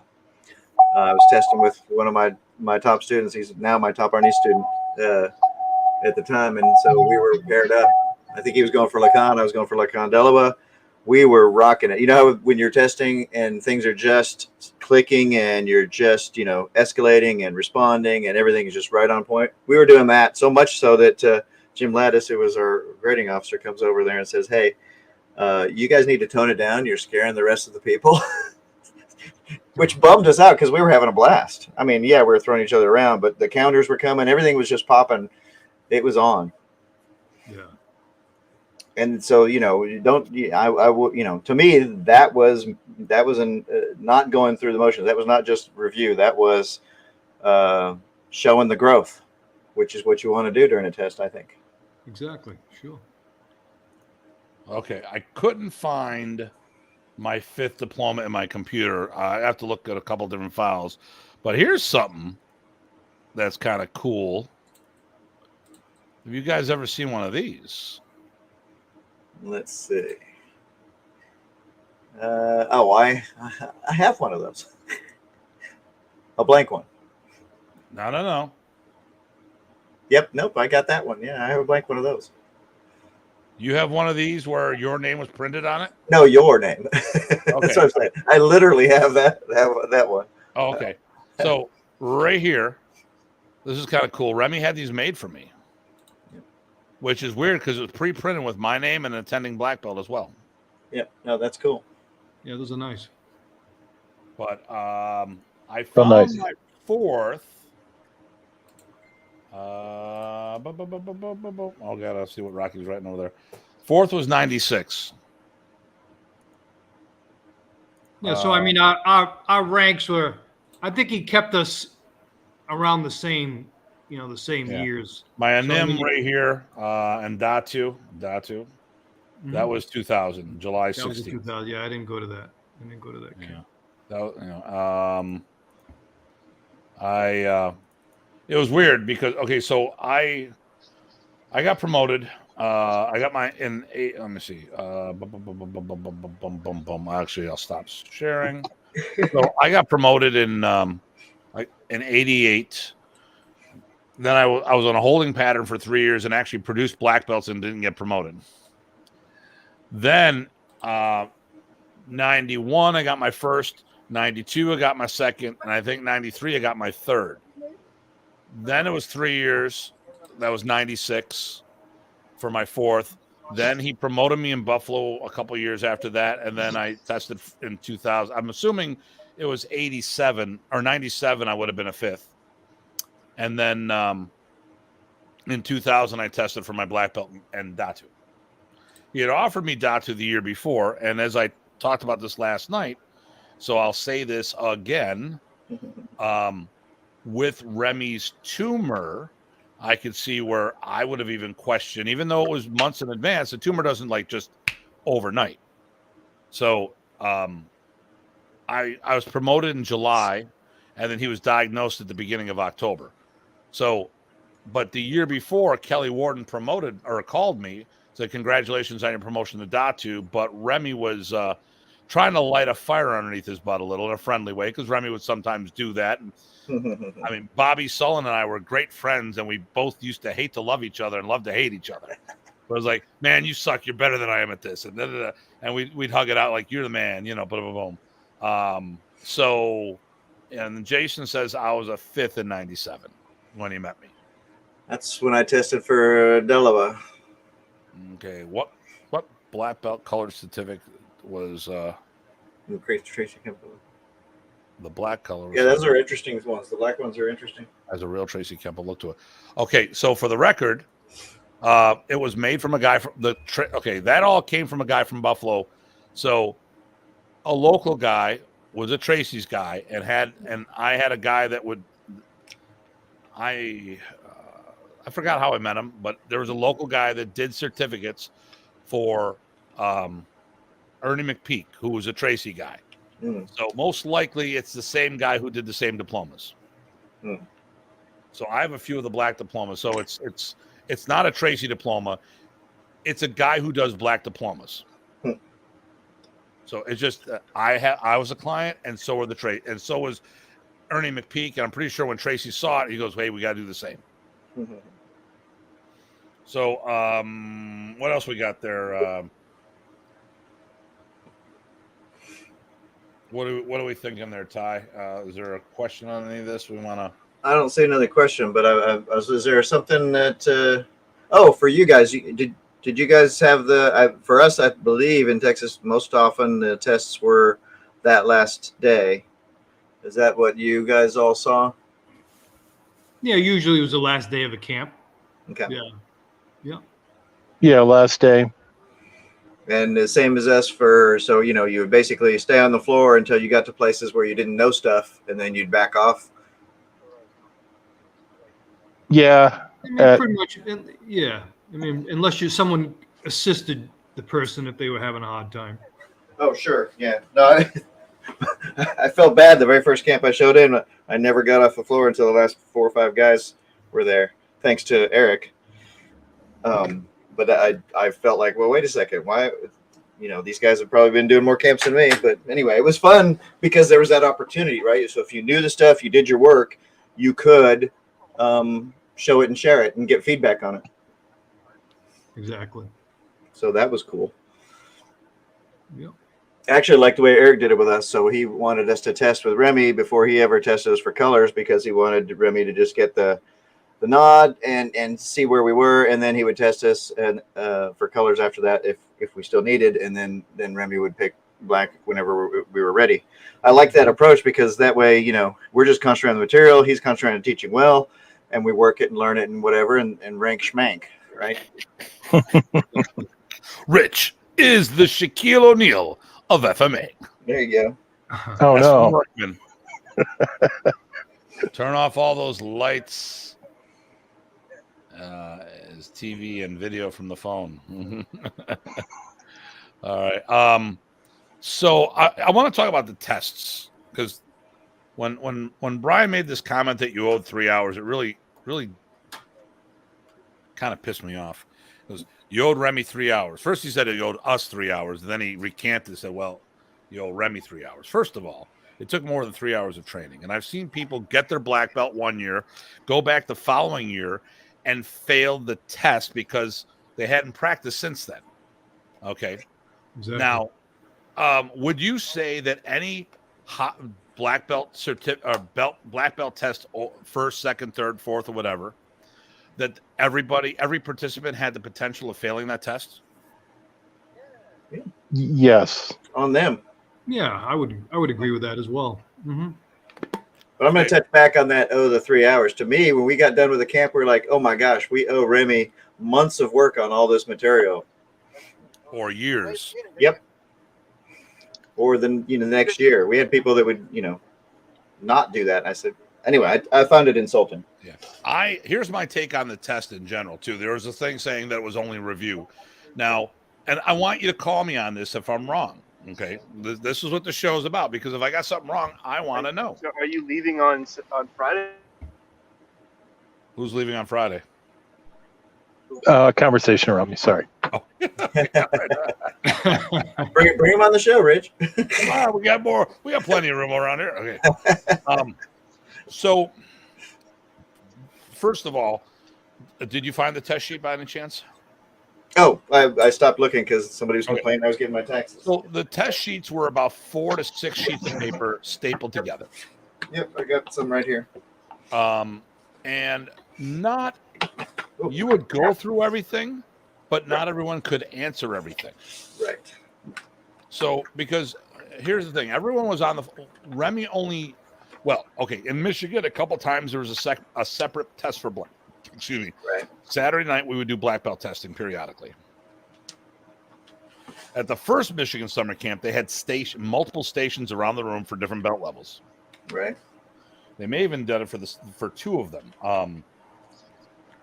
But at the end of the day, eventually Remy just did one testing group, and you watched X amount of people. And like I said, periodically we did black belt grading the night before, or degrees thereof.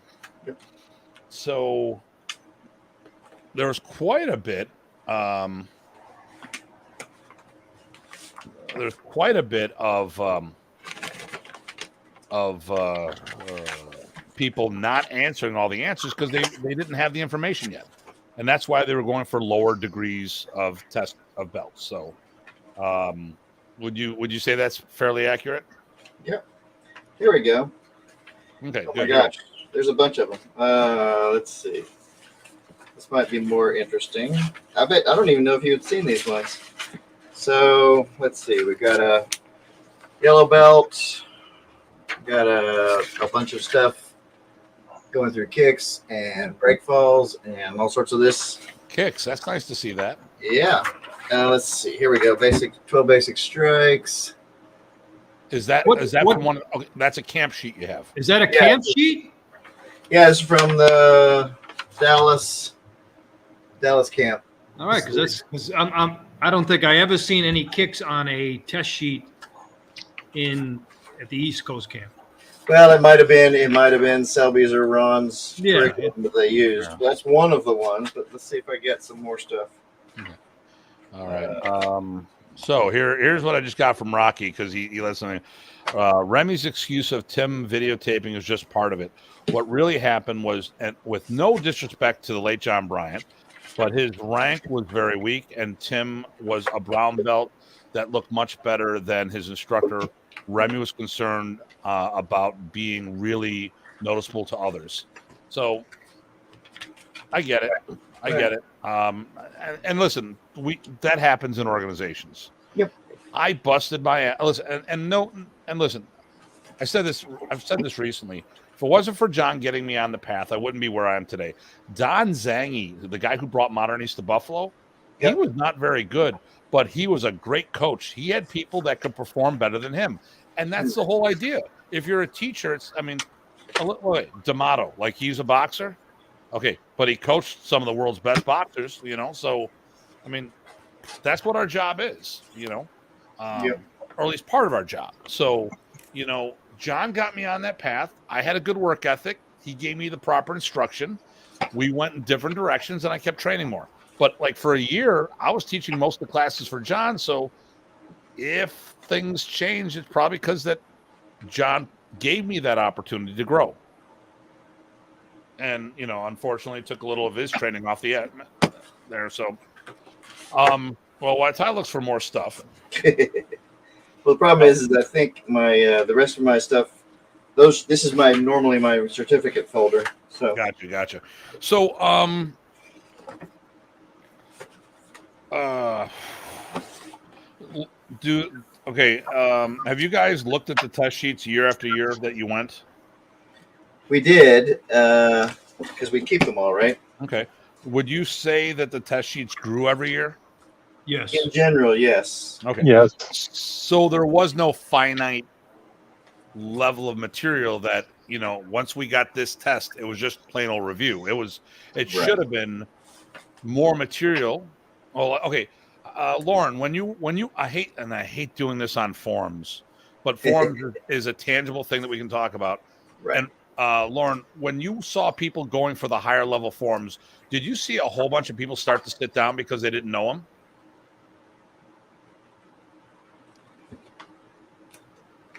I'd have to say, of the East Coast camps, if people were, a test, when you were taking your black belt test, you had to do the forms, obviously. But when it was camps and it was time to do forms, as I mentioned on the last show, because I was one of those that I had 128 katas at the time when I talked to Professor about I just didn't want to do the empty hand forms. Right. So I was one of those people that Professor would say, Lawrence, go hide, and I would go do my thing. I enjoyed the forms, but because I had so many forms and because I was also doing Shotokan forms, the Heians, Basai Dai, Kanko Dai, and etc., MP, at that time period, I felt that I didn't, no disrespect to Professor, because if Professor told me to do those forms, I would have done them. Mm-hmm. Professor didn't mind at all that I didn't practice the forms as well as some other people. And that was the norm. There was people that I knew a few of Dillman's people, like Bill Birch, a friend of mine. the quantity of forms that he had to know for Dillman was crazy. Oh, And he did all the material, and Remy gave him a pass in the forms because he was doing forms, lots of them. yeah. But in general, what I noticed at a lot of the camps, at least specifically Michigan, and Rich, you've been at the Michigan camps. Yes, sir. Using the forms as an example, the higher the forms, the less people who were on the floor. And I'm not busting anyone's chops for exceptions, but the point is that not everyone knew all the stuff there. And one of the things that happened would, you would just sit down if you didn't know the material. Same with other things like 6-count drill. I remember the last Michigan camp with Remy. Gabrielle asked for 6-count drill, and somehow it fell off the test sheet. And Paul Doughty was there, and everybody was asking Paul. All these black belts sent the people they were testing to do 6-count drill with Paul Doughty, and I'm like, and Paul's like, I'm kind of testing now. Well, these guys sent me over. Are you Paul Doughty? Yeah, I'm in the middle of a test. I'm doing 6-count drill. Well, can you do it with us? I'm like, I'm one person. How can I do it with the 5 of you? So there were things that not everyone knew, and that was okay because they weren't all going for the same belt. Right. Yep, definitely. Yeah, I would think it's a mixture of both. Either they didn't know the forms, or professor didn't require them to have to know the forms. And this was after, of course, after black belt. And I'm just using the forms as one tangible meter. Sure. I mean, it's a lot of other material. I mean, when I'd go to camps, there'd be people lining up outside my room to talk to me about doing the forms. Because I did the forms. Okay. Was the food good got at camp? Yeah, actually Michigan was amazing. The food service at Michigan was amazing. Most of the camps, at East Coast camp, the food was good as well. We were actually in the 1 year we were in the staff dining room. It was amazing, absolutely amazing. You have steak and all this other stuff. I'm like, yeah, baby. And I'm a meat eater, so And for those who are vegan and vegetarians, listen, I hear you. I have all the respect in the world for you. Actually, I like you guys because that just means there's more meat for me to eat. So there you go. There you go. Yeah, so those weird sheets actually were something that were given by Selby for the Dallas camp, one of the early ones I did, because they didn't have already like it was maybe his rank curriculum for his own club. It was, but I think they used that for the test because that's all they had printed up. Okay. That happened a lot. You know how it works. Oh yeah, and a lot of people were, just doing different things. Yep. Yeah. So now I already, I don't know why it became a thing as of late, and I already addressed it. So, but I will just throw it out there. During the video, Mr. Bryan made a comment about how there were no people in charge of forms and all this other stuff, and I don't know where that came from. Remy had me do the forms all the time, and even we shot something in Michigan, and then I did a special class at the Tucker's camp and showed everyone, hey, let's keep the Remy wanted me to teach everybody the way the form should be done from that point on, and I did something just with the black belts. Now, unfortunately, some people still would say, listen, I'm just going to do it the way I was taught the first time through. But, and that's usually, I would say, because, well, most people had another system, so they were maintaining something else. Let's see here. Michigan, we are known for our food and fat people. And Datu is helping them by eating the animals that eats their food. Okay. There you go. Yep. If I didn't know better, I'd say this was Rocky. Right. Well, we know better, but it's a lot of ways it sounds like Rocky. I remember me showing Professor. Oh my God, I had Jason. So Jason did Anyo Issa. Jason was an international forms competitor, and he whipped out Anyo Issa or Delawa. I think it was Delawa with the kick, like a sport karate guy. Oh my God, Remy's like, what the hell? I did the forums well, but I didn't do it on competition level. Jason rocked it, and Remy was like, "Whoa!" And unfortunately, didn't get a chance to do that on the test. So, because he had passed. What are we thinking here? I kind of did my rant the other day, so I've kind of got a lot out of my system. What haven't we discussed about camps? Rich, is there something that pops to mind that you want to share about camps?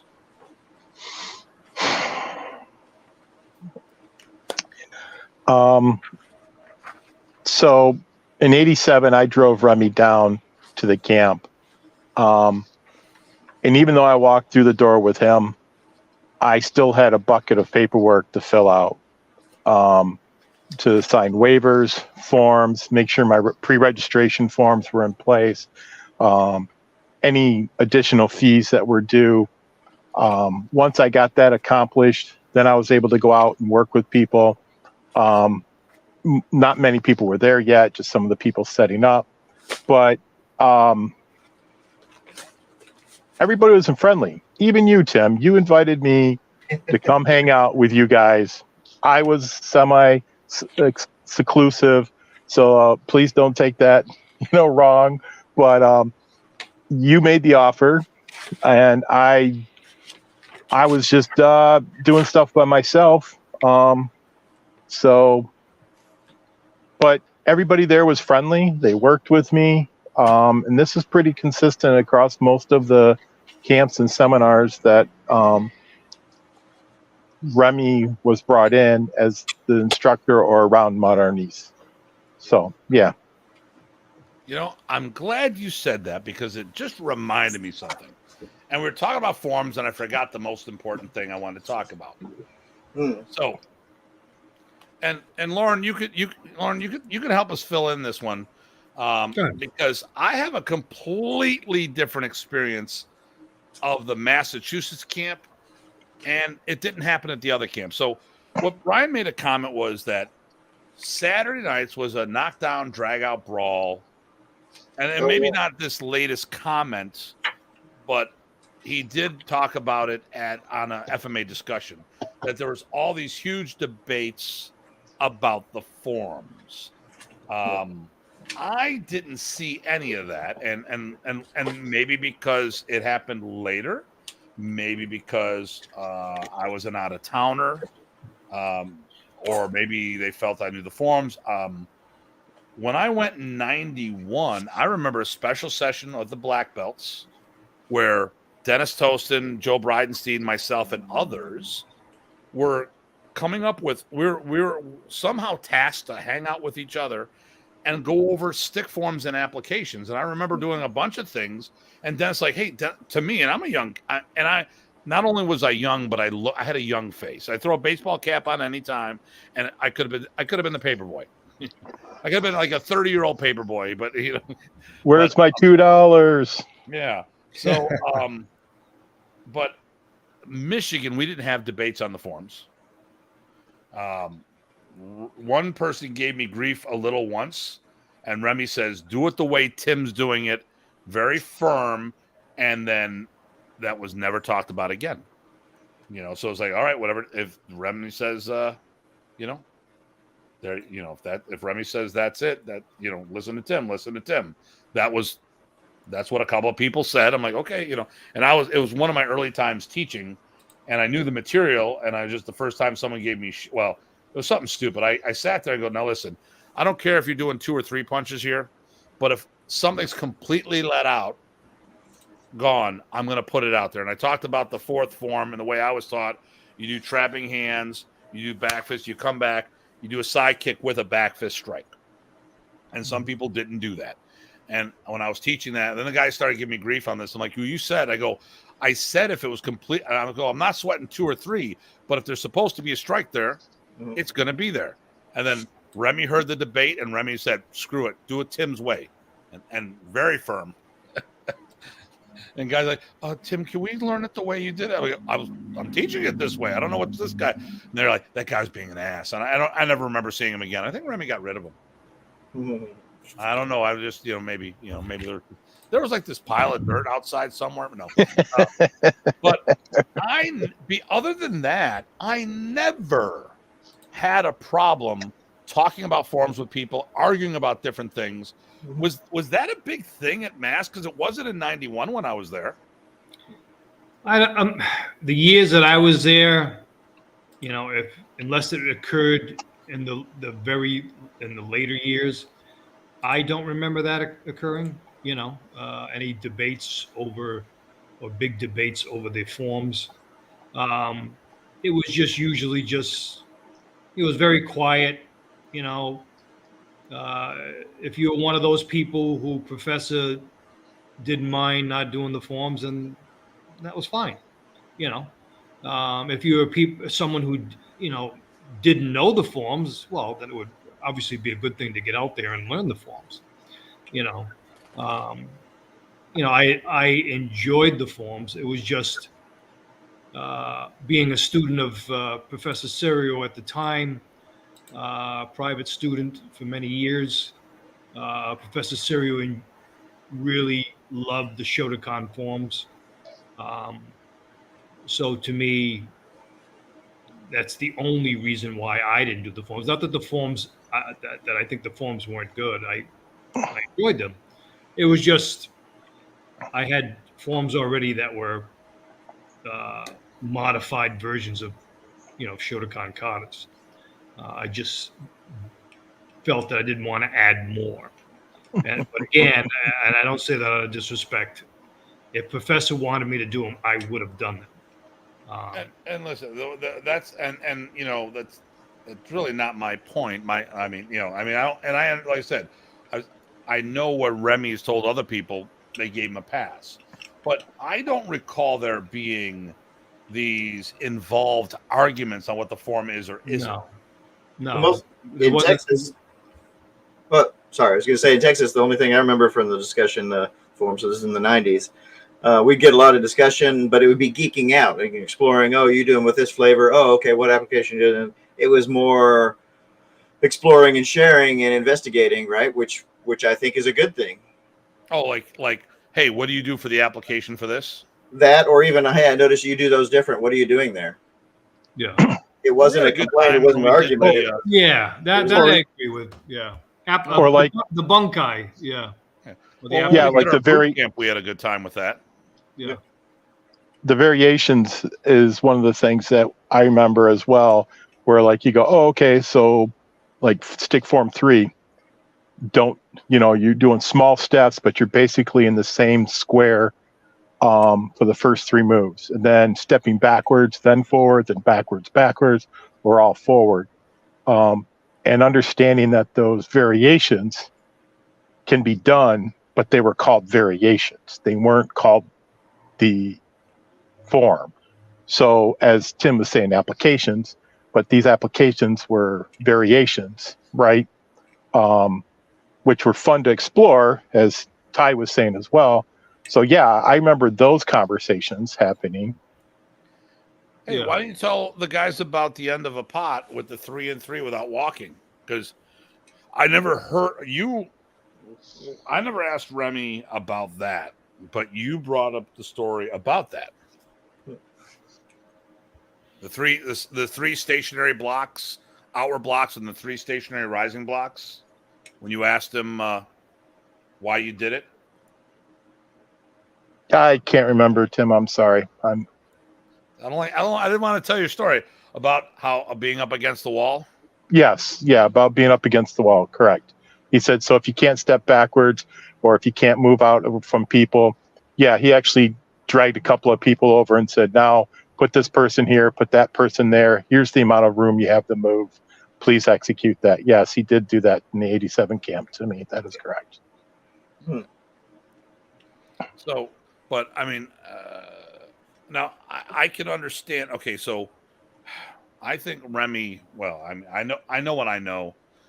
I'm going to give my opinion on things, and people can choose to agree with me or not. People debated whether the forms were how the forms were supposed to be done. And then when they heard that, we reshot the videos and they're supposed to be done a certain way, a bunch of people started crying foul about that. Well, Remy didn't care. Remy didn't care. They said, well, listen, look at the videos. There's all these different ways they were done. And I was like, well, first of all, Jim and Judy Clapp, the husband and wife, couldn't do the forms the same way. And I think Remy had so Remy did those forms videos, all those videos at a cable access station. So he had them filmed for free as long as they played once on the channel.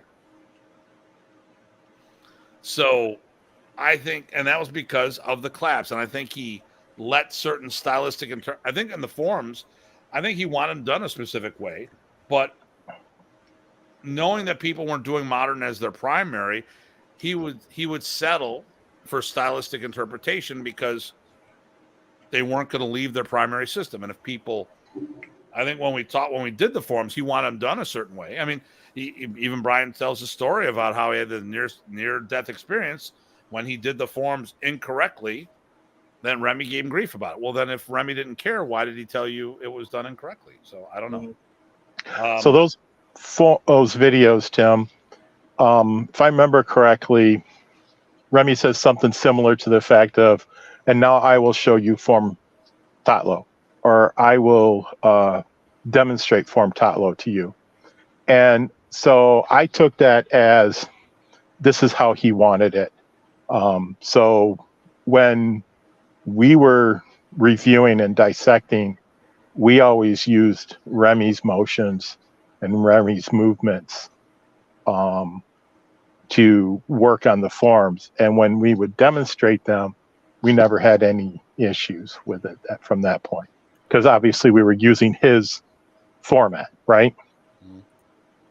So yes, I think there was a way he wanted it, because I think that's what he said during the video, which was, and now I will demonstrate this form for you. I'll read what Rocky wrote. Rocky writes, Remy changed the form so many times over the years, it was hard to keep up. Early on, they were very, very Shotokan-ish, but his art within your art was most prominent in his forms. The Kung Fu guys had a Kung Fu flavor. Karate Taekwondo did them with their flavor, the art within your art. And that's the experience I had. But I learned, who I learned mine from, and ours looked fairly different from everybody else. And my experience from that was that Remy was fine because we knew what we were doing it for, and it matched what he wanted it used as. So if the flavor was off, or even if a motion was high or low, as long as it's the right motion, and you knew what you're doing, he was fine with us. But for the teaching a junior person, he would show it one way, and except for the evolution. So I think Rocky has a good point there, because even I saw some evolution in the 10 years I saw. Yeah. Yeah, I agree. But yeah. I think some of that has to do with the level of the students, the maturity of the students who were sticking around longer, and getting better and better fine-tuned. Yeah. No, well, that probably has a lot to do with it. I may be a little bit odd. We would show Remy, we had some other ways we did the forms, like we investigated with different weapons, and he said, keep doing that. But like yes. Lauren, I had like 140, 150 forms I was maintaining for a while. None of them looked, I was not a karate or Shotokan guy, so these were different. I didn't mind doing them. But definitely have, a movement that pops out of you if you do that much material. Well, I mean, listen, what's the thing? Remy taught us the art within your art. So my guys got really sick of hearing about these damn. What about the forms videos? What they come up to you? What the hell are these damn forms videos? I'm like, right. Oh, don't worry about that. Well, I mean, why? Well, that was so. I think originally it was filmed in '85, but when they added more, they said '88. Well, that was the year I got my black belt, and those videos were out before that. I think it was the one, the episode that Rocky was in. Which was 6 or 7. He was doing Stick and Dagger with Jim Birchfield. That came out in '88. But the earlier ones, I was like, dude, it's like 15 years later. The forms are different. And the people that did it weren't very good at doing the forms. That's just the way I felt about it, And I'm going to flick the old picture on you if you guys don't mind. Do I need to give you permission, or you got it all by yourself? I think. Let's see. Where did it go? No, I think you'll probably have to do that. But where is this? God dang it! You know what? There we go. So, where are we? There we are. I'm going to get rid of the brand here so I can get rid of that. I'm waiting for you. All right. So there, I guess, would be good enough. I don't see anything. You don't see anything? Are you hitting the share button? Oh, I didn't. Yeah, there you go. Sorry. Well, let me. It's not doing it. Let me hide that. There we go. Okay. That's 94. So, Hume? No. Hume is not there. No, it's Jim Stanton. That guy, and then that guy. You trained in the park with this guy. Okay. Yep. This is Ernest Raymond's brother. Okay. Anyway, it's just this was at this guy's place, and I've got stories about that. But 94, I just thought that was fun as we were talking. That came up across my screen. So yeah. Pretty fun. So, hey, Ty, what's that stuff on your head? Yeah, no, there's no. Well, there's a cheesy goatee. But no, anyway, I just thought that was silly since we're talking and reminiscing. So, Joe, I'm looking for a couple things, and Joe said that he had his TV show was the same way. He's got cable access, Right. They said it. Let me see. Oh, here we go. All of your old DVDs, VH 9mm should get me an old school Arnis video channel. Tube you. Okay. Let me see here. I'm looking for. There was camp merchandise. I actually have some old T-shirts upstairs I should pull out. Actually, a good chunk of the T-shirts that Remy was selling, they were my design. Well, and a lot of people used your stuff, right? Remember, Eric had your certificates. Yeah. There's a lot of stuff that I was. But and some stuff came from someone else or whatever. Yep. That's what we did back then, right? You just made it work, and yeah. Well, Remy, what he did is, so Al Ross is a t-shirt company I deal with. He saw my camp shirts for the Buffalo ones, so he goes, "I love this." So we went over to Al Ross and we ordered a whole bunch. We changed and added the countries when he went to Sweden, all this other stuff, and blah blah blah. So it was cool. So, and everyone's wanting a shirt, and I'm like, "Yep, that's a shirt I designed." A lot of stuff out there, but if I keep saying this, that, and the other thing, everyone's like, "Well, yeah, of course it's all about Tim." Well, it's my show, so of course it is. Yeah. There you go. All right, here we go.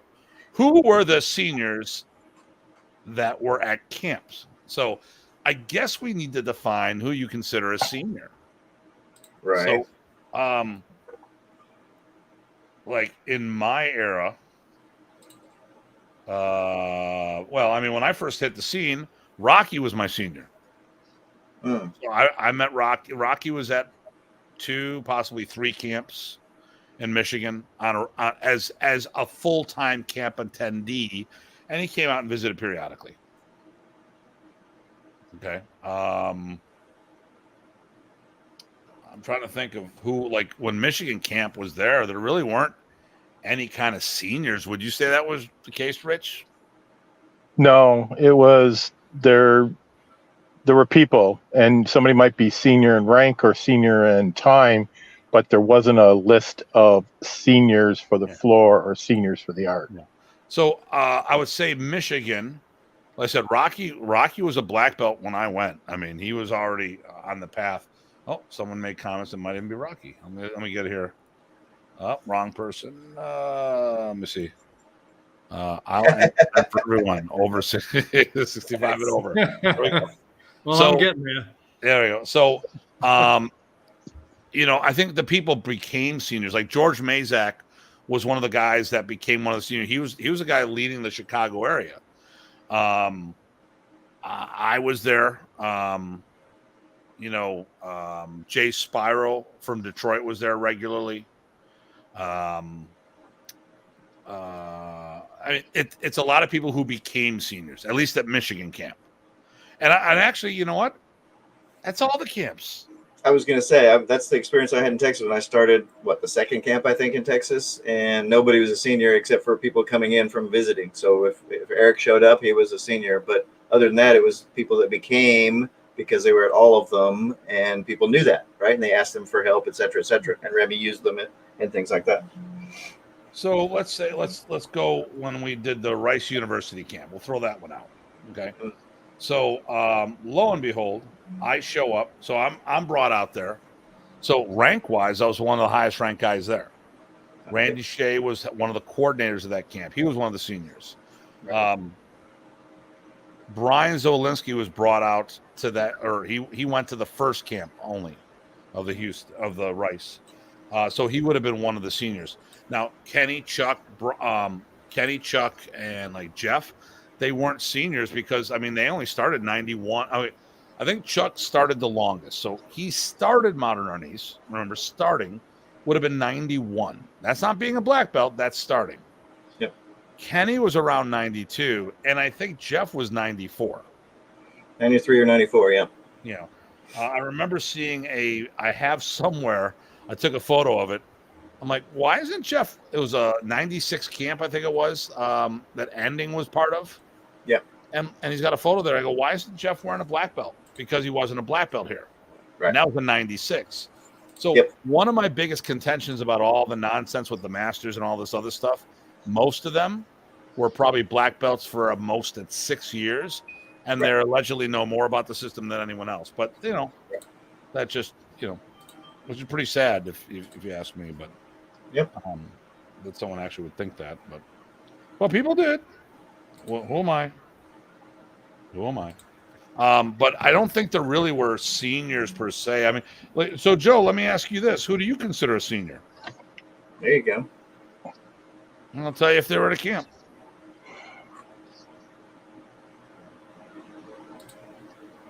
I'm trying to. Okay, yeah. Seeing what's coming through the door here. Well, like what Rich said while we're waiting, Rich said about seniors in skill or ability or knowledge, and also seniors in time, and there were two types of those that sort of emerged after a while as well. There was another type. That many people. There's one other type, though. I would say there's seniors in terms of multi-time hosting, right? So if you're hosting Remy a bunch of times, there was something that came with that as well. Okay. Let's see. Rocky has something. Early to the mid 80s, there was a lot of turmoil. Many of who you would call seniors left. I got my first in 83, third or fourth during the late 80s. Jeff Owens, Jim Power, Rob Demott, all were around the 70s. But like I said, the 80s was very volatile. Modern Arnis and Remy's higher students. Yep. I remember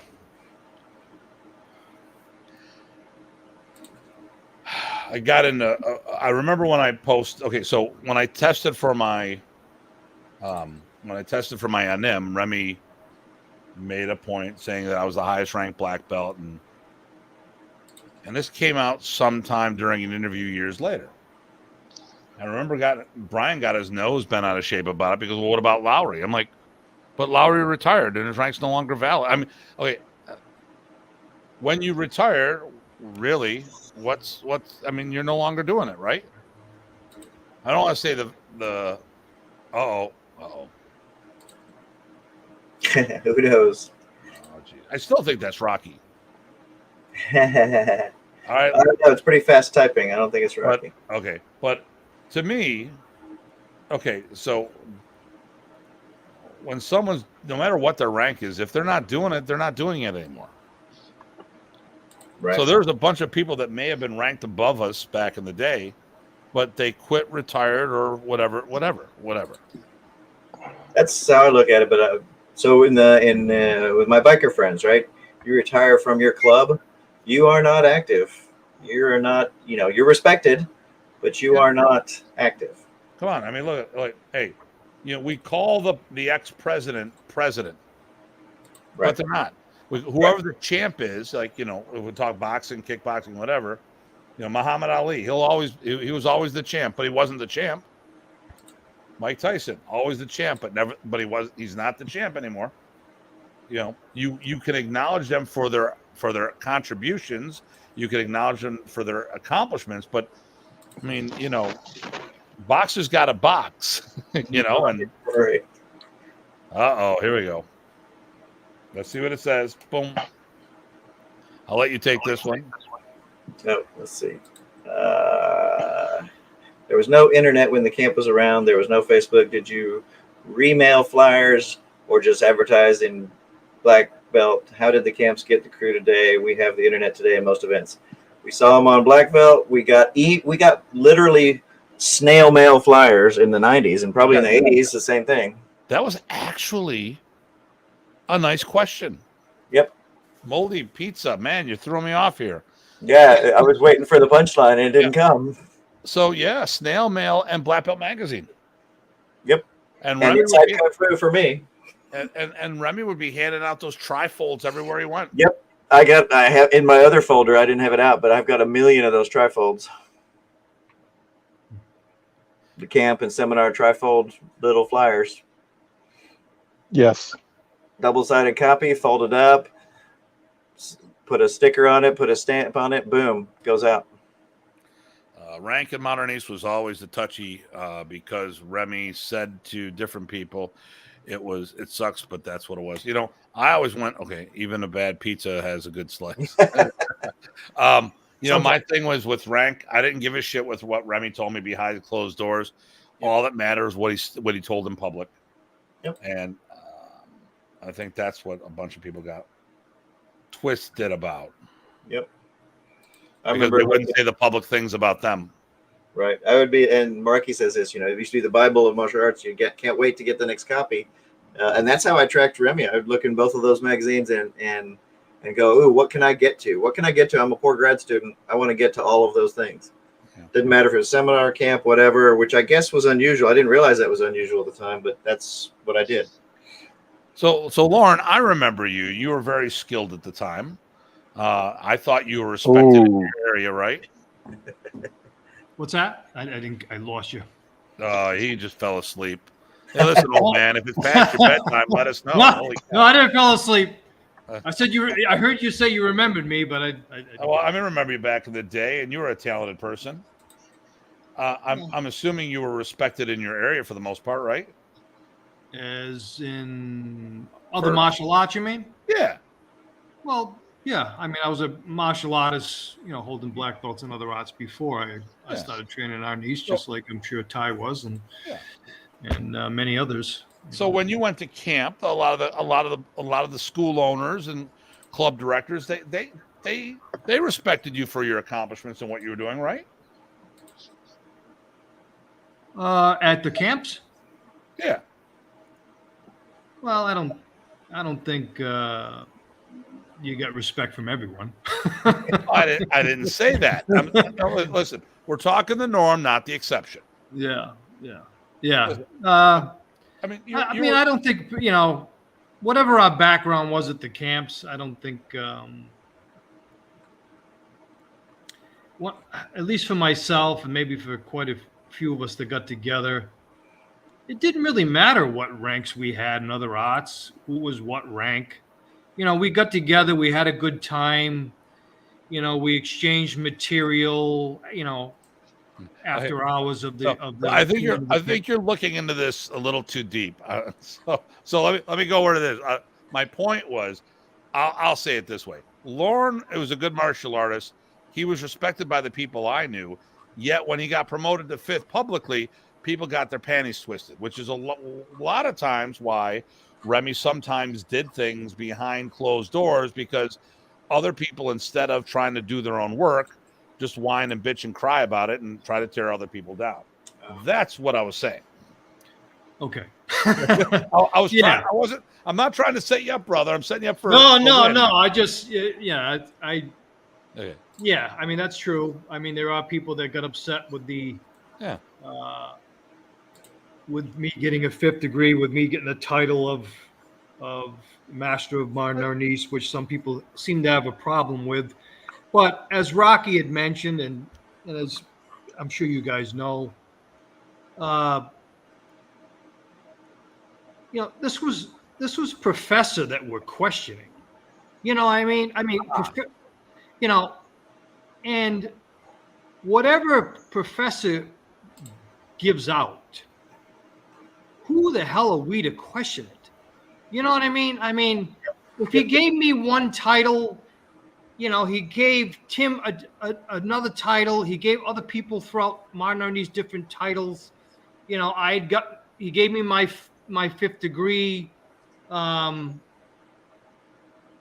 don't understand why, and in my case, a lot of people did their best to hide it. Actually, if I would continue to stay hidden like I did for many years, and there's a reason why I did. If I'll be open about it. I was on a spiritual path, and I chose to stay very hidden as I continued to teach the art. But if I never would have come out with it, it was so well hidden that no, Lorne, no, he never got that fifth degree. Oh, he didn't get it at the camp or whatever. These are the same people who didn't get their rank from the camp, from all their ranks from a camp. So, yeah, it is true. There are people who, and that's not just for me. I'm sure there has been many, through the years. Now, let's put things in another perspective. And Pizza says, yes, people suck. That's why I identify as a pizza. Some say pizza. He's making me hungry. That's all I know. Yeah, that's what he's doing, man. And the pizzerias are shut down for the night. God damn you. Here's the thing. People don't understand. And we talked about this on the show last night. So Ty and I was on FMA discussion last night. So I don't go to the Philippines to learn martial arts because some of the world's best martial arts have moved to the States. I agree. So I was very well trained when I went over. Mm-hmm. Did I pick up a couple pieces? Yeah, of course I picked up a couple pieces. Not pizza, that's a different piece. Presentation, twists. Oh, I see someone doing a step and they showed why they did the step. I'm like, okay. So I picked up little kernels here and there. It was great. Okay. But I didn't need to go. If I didn't nothing was earth shattering and I didn't need to have it from a martial point of view. But here's why I went, or here's why I continue to go. I feel that going to the Philippines, I get immersed in Filipino culture, and it has made me feel more connected and understanding of what Remy was going through, what he did, and why he did some of the things he did. And I Filipinos are very non-confrontational by nature. Unless you talk about the martial arts, then they'll just kill you. So, which is kind of funny. But Ty, what do you think about that? No, I agree, and that's one of the reasons, actually, even on a same level but different, why I like to study Tagalog. Right, I actually learned why Remy said things the way he said them. Even, for example, where you are there already, that is because of the way Filipino language is structured. It actually is not the already piece is actually part of how you say locations for movable things like people. So anyways, just things like that, little insights they give you. Oh, that's neat to know, to add to what I know. But does it change how I interpret what he said? No, but it's useful and nifty. Personally, like I said, there's things that drove me crazy, but there are not many there weren't many Filipino families in my area at the time that Remy was alive. Buffalo did not have a community like that. Yeah. Nor did I know, but I knew about Japanese, I knew about Chinese. I didn't know shit about Filipinos. Oh, Rich is on the move. Must be going to slap someone down. Okay, yeah. Oh, look at holy cow, he is Shaquille O'Neal. I'm just have to stand and stretch. Sorry, guys. So, but and Rich went with us to the Philippines, and we got to see it. It's a whole nother animal over there. And I look, I'm like, okay, I'm beginning to get it. And we actually see masters over there being taken advantage by their own students. Oh, of course. Yeah. Which is a shame. the Filipinos being taken advantage by their own Filipino students. But whether it's done intentionally or not, I'm not sure. But I'm like, we're here. You say, hey, you got to go do this, got to do that. Like over there, like, no, bullshit. I'm like, okay. And the other way around. I mean, you still get the, hey, there's masters and then there's masters, right? Yeah. You still get that too. So that's people, right? People are goobery wherever you go. Yeah. Well, it is nighttime. I wonder if we're in Luneta yet. Why the freaks come out? Morning now. Morning. Well, now. yeah, over there. Uh-oh. So, I don't know. I mean, Ty, do you think we covered all of our topics? Let's see. We described some of what we saw at camps. We talked about how it played out in terms of testing, what was done when. Well, and you talked about the training at nights. That happened in small subgroups as well, too. Hopefully people know that. People were all really geeking out together. And that was some of the best interchanges and support and exploration that people did when they had that right attitude. So I can't stress that enough. Yeah, I agree. There was a lot of after-hour training, depending on which camp you were going to. Yeah. And then there was hot tub things and maybe some adult beverages and There might have been, Rabbit. Oh, Rocky has a big message here. I'll let you read that one. Sure. I think deep down, Remy could care less about rank. I think so. Talked to Michael Cribbs about a discussion in front of him and another of Jim Power student on rank. I tested time in front Remy, all my others ranks up to 5th. Remy just said, okay, Rocky, you're now this rank or that rank. It used to bother me. Tim and I have discussed years ago, but over the years, I figure who gives a shit? Let your technique speak for you. It's all about having fun and learning it. At some point, like I said, rank schmank. You know your stuff. You're doing it for the right reasons. You can help your students or you can't. Rank doesn't mean anything in the sense that, hey, I once overheard somebody say, hey, you shouldn't be pushing me around now. I'm a master now. I don't think that people check on the door and worry about that. Yeah, I agree. I mean, if you're in a confrontation, obviously, the person you're in a confrontation with or an attacker, etc., could care less what rank we are, but unless you're really that smelly. Yeah. you could be that rank. Yeah. Listen, and one of the things we got to, and this is a big one here, I think people got some things misunderstood. If Modern Arnis,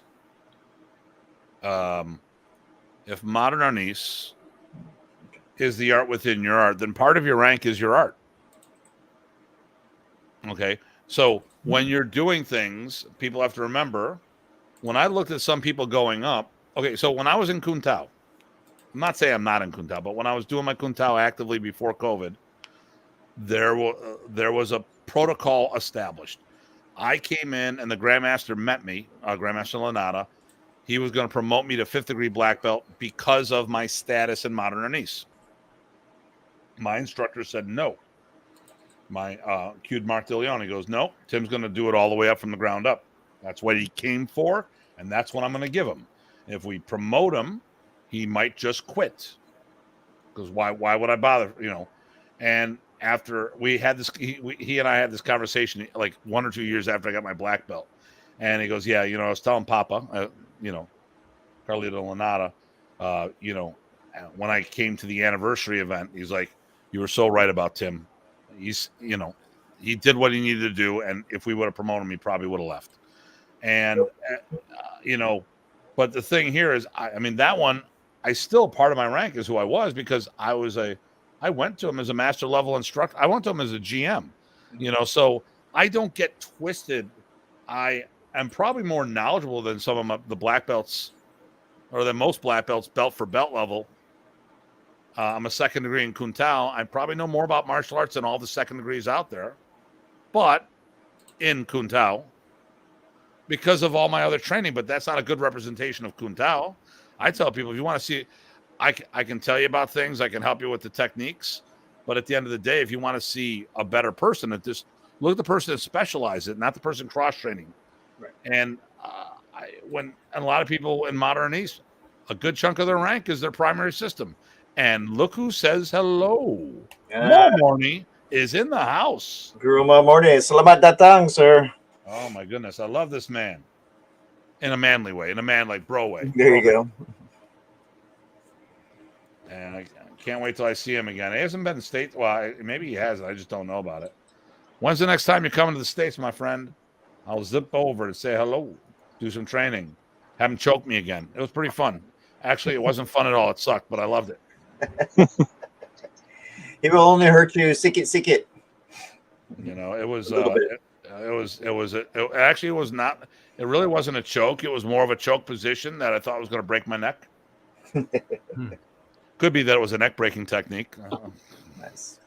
So, yeah. So, like when I look at things, I mean, if Modern Arnis is the art within your art, part of your art goes for credit. Like I always said about in school, you know, Remy did this Marshall University thing. If you change degrees or go for a second degree, a bunch of those credits apply to the next degree. Mm-hmm. So, I need to say, you know, when we talk about the art within the art, and no one can teach Modern Arnis just from the camps alone and have enough material to run a school. I would disagree with anybody that would say different. You needed to have another art to be able to teach it, because far too many people, if you were just getting camp material, how would you be able to run a school with just that material? When you had no basics, you weren't practicing striking, you weren't practicing kicking, you weren't practicing blocking, you weren't practicing falling, you weren't sparring. You know, these are all things that, you know, I just feel we have to be careful with that. It's a very fine line between the art within the art and a standalone art.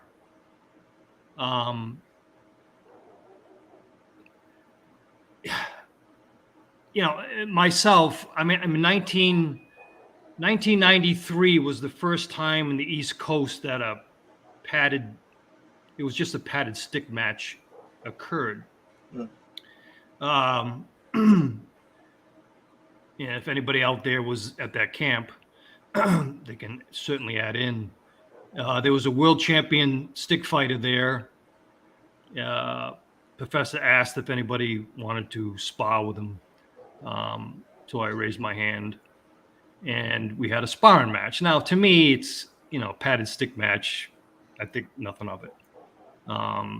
And we were targeting the limbs anyway, so it's not like, you know, any big deal. But we've never even, that was the first time. I mean, I was already sparring because I had other background. I was already used to stick sparring. But the people there had never stick sparred. They had never even padded stick sparred. So how can you teach an art if you don't even have that kind of experience? You know, so it's a funny thing. And I'm certainly not going against you. I'm just saying, when we say art within the art and a standalone art, we just got to be careful with that, because you couldn't teach it.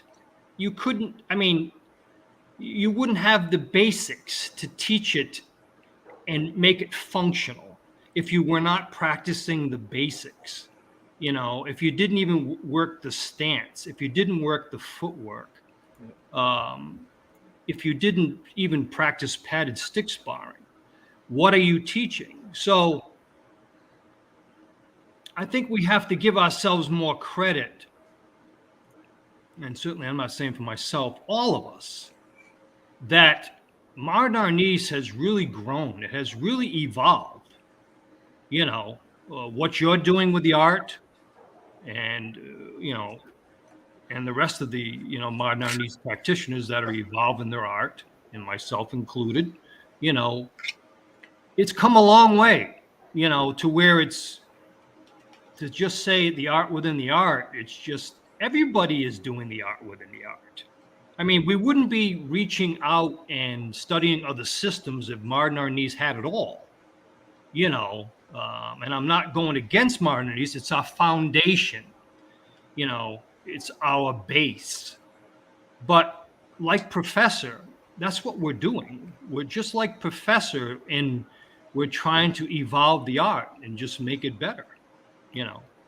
So that's, you know, that's what I want to say. Just when we say the art within the art, we just, you know, I teach it both ways. I can say it's a standalone art, and I can say it's the art within the art.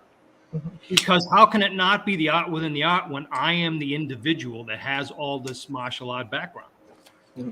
Yet I can take it and separate it and have a certain syllabus, you know, for my expression of Modern Arnis, you know. So, and the thing here is on the show, we're not always going to agree on everything together. No, And I know that. I know. the good thing, we can agree to disagree, but I'm going to politely disagree with that comment, and I'll tell you why. Okay. First of all, if you deconstruct everything the professor taught us, everything's there you need. So people would have to do their own work. So I did this as a standalone program.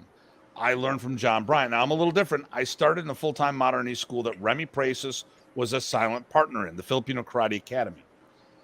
I ran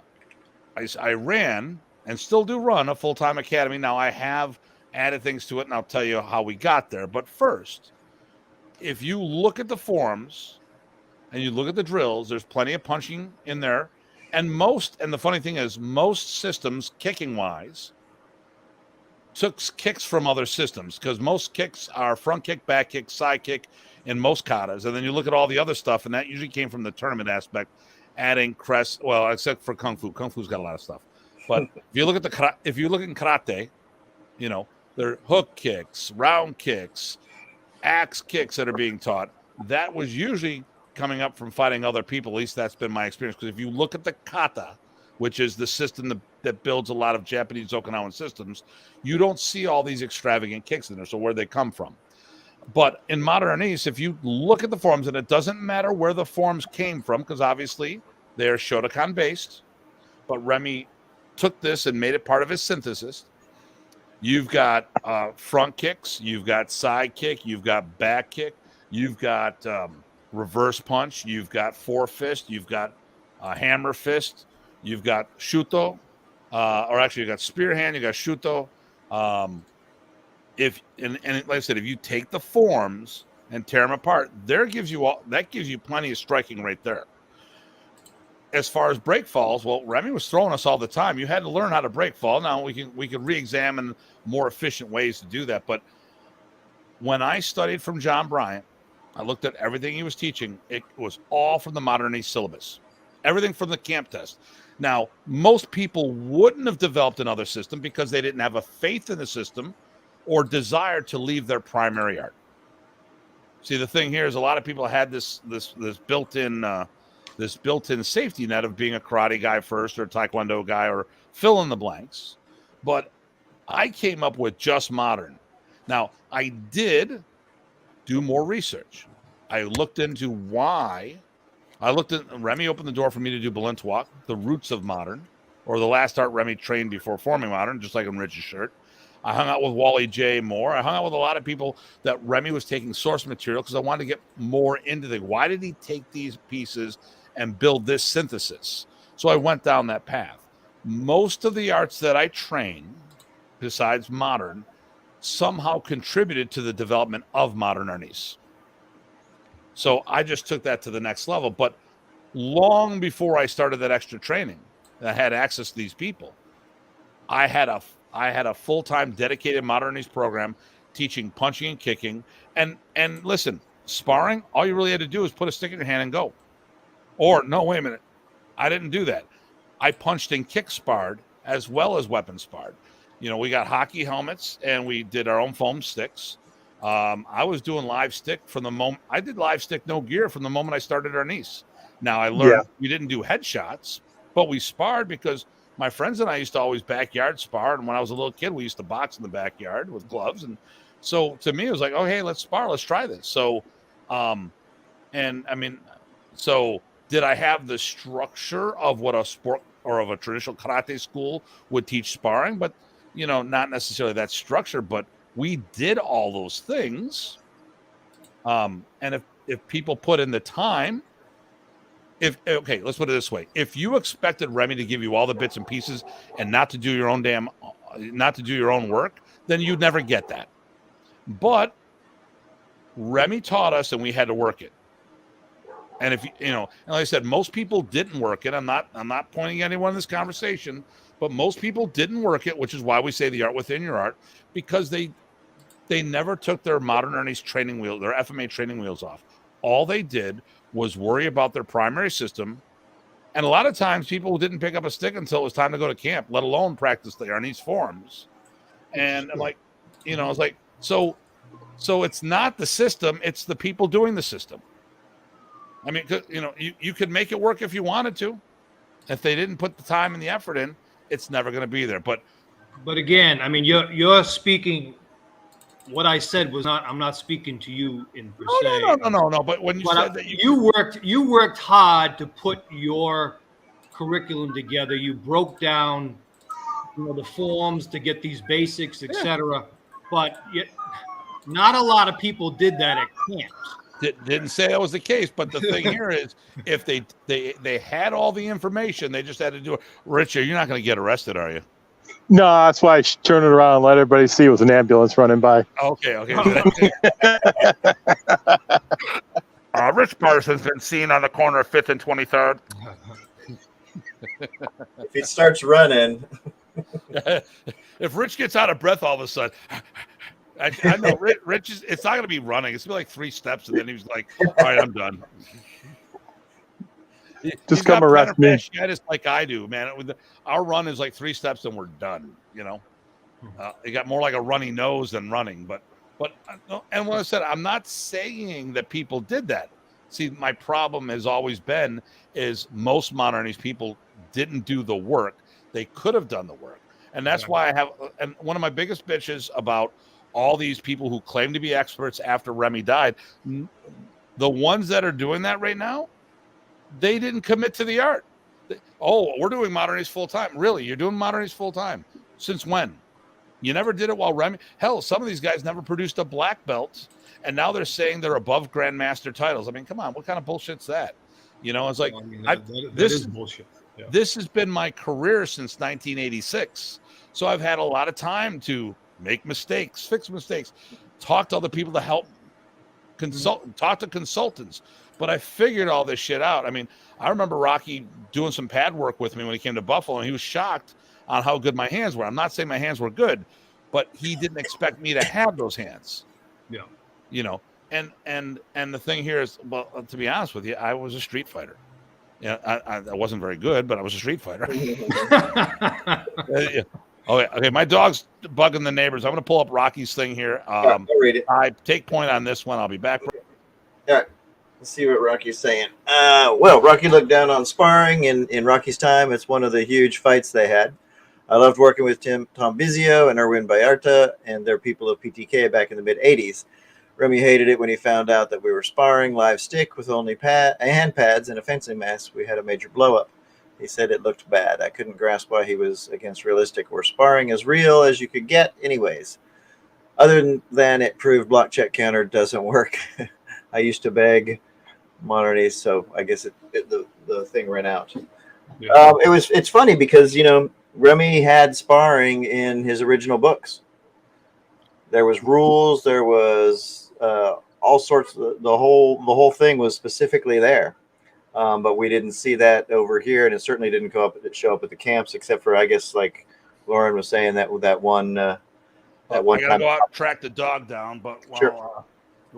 Before she annoys the rest of the neighbors. But here's the thing: most people did Modern Arnis as a secondary, tertiary system. They weren't going to buy any equipment needed to do something that they would only do once every 3 months or so.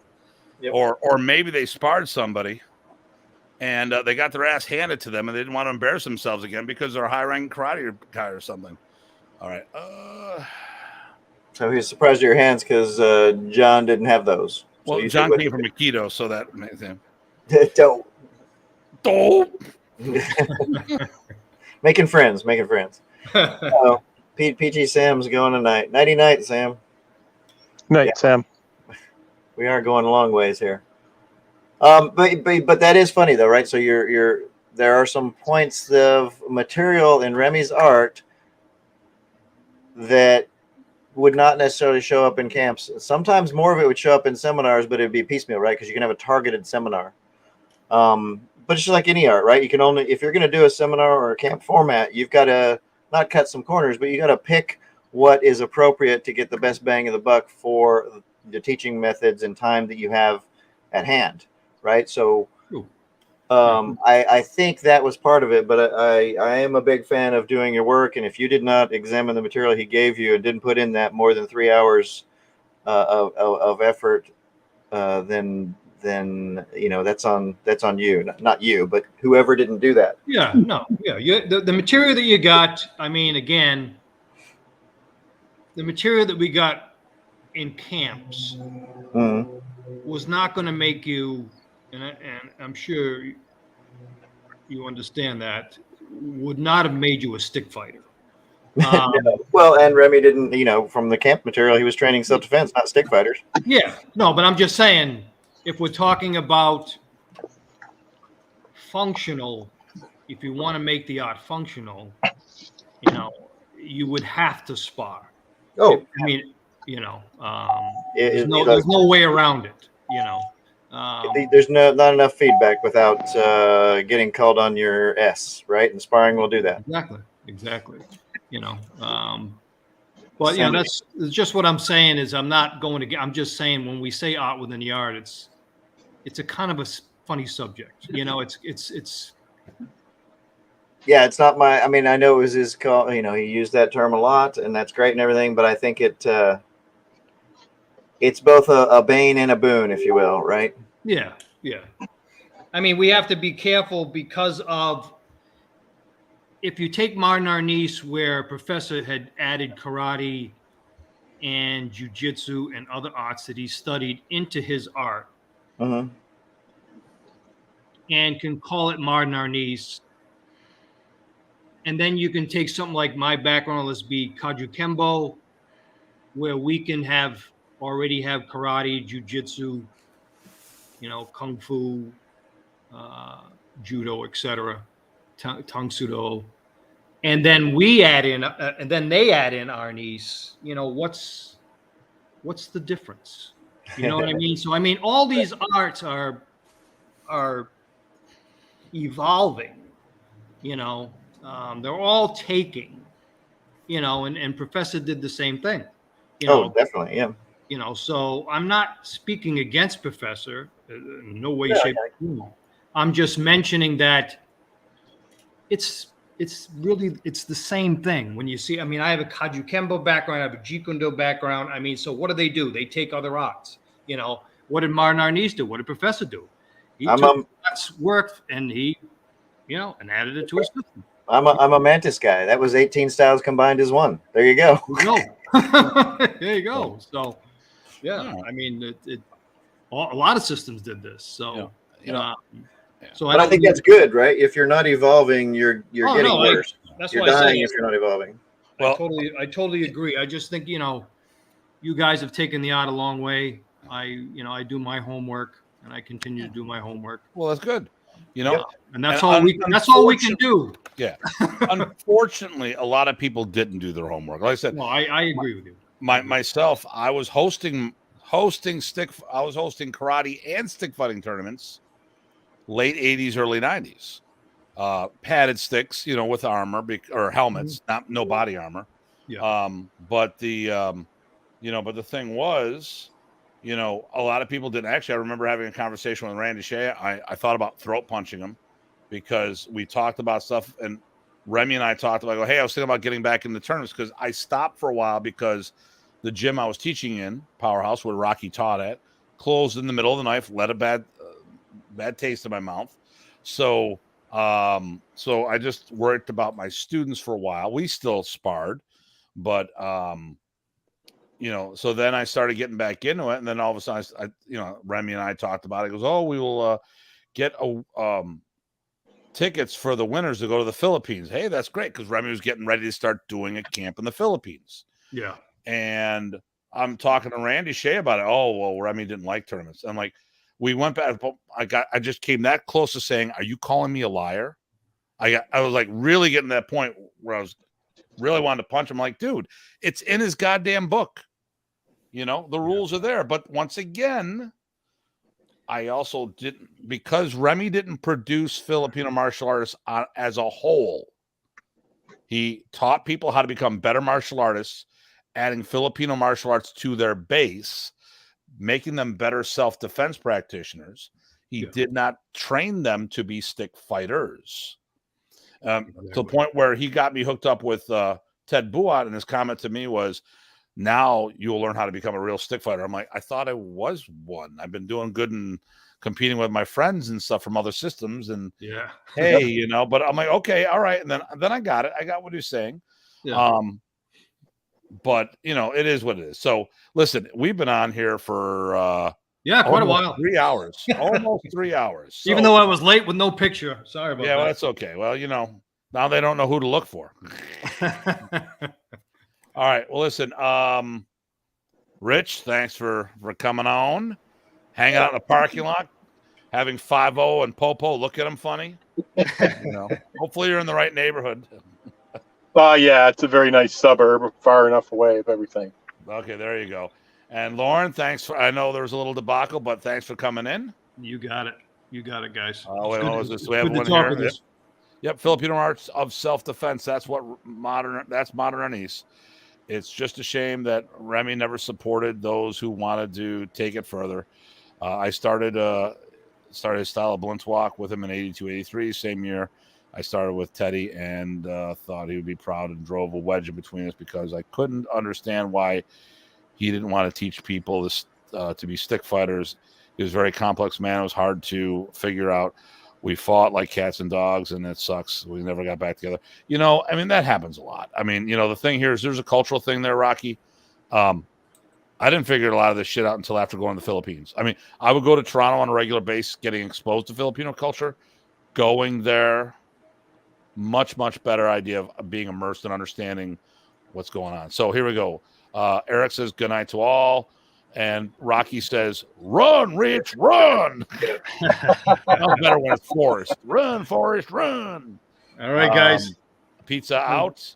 And Night Brothers. See you, Rock. So, Rich, thanks for stopping in. Lauren, you got it. Stopping in. Pleasure, guys.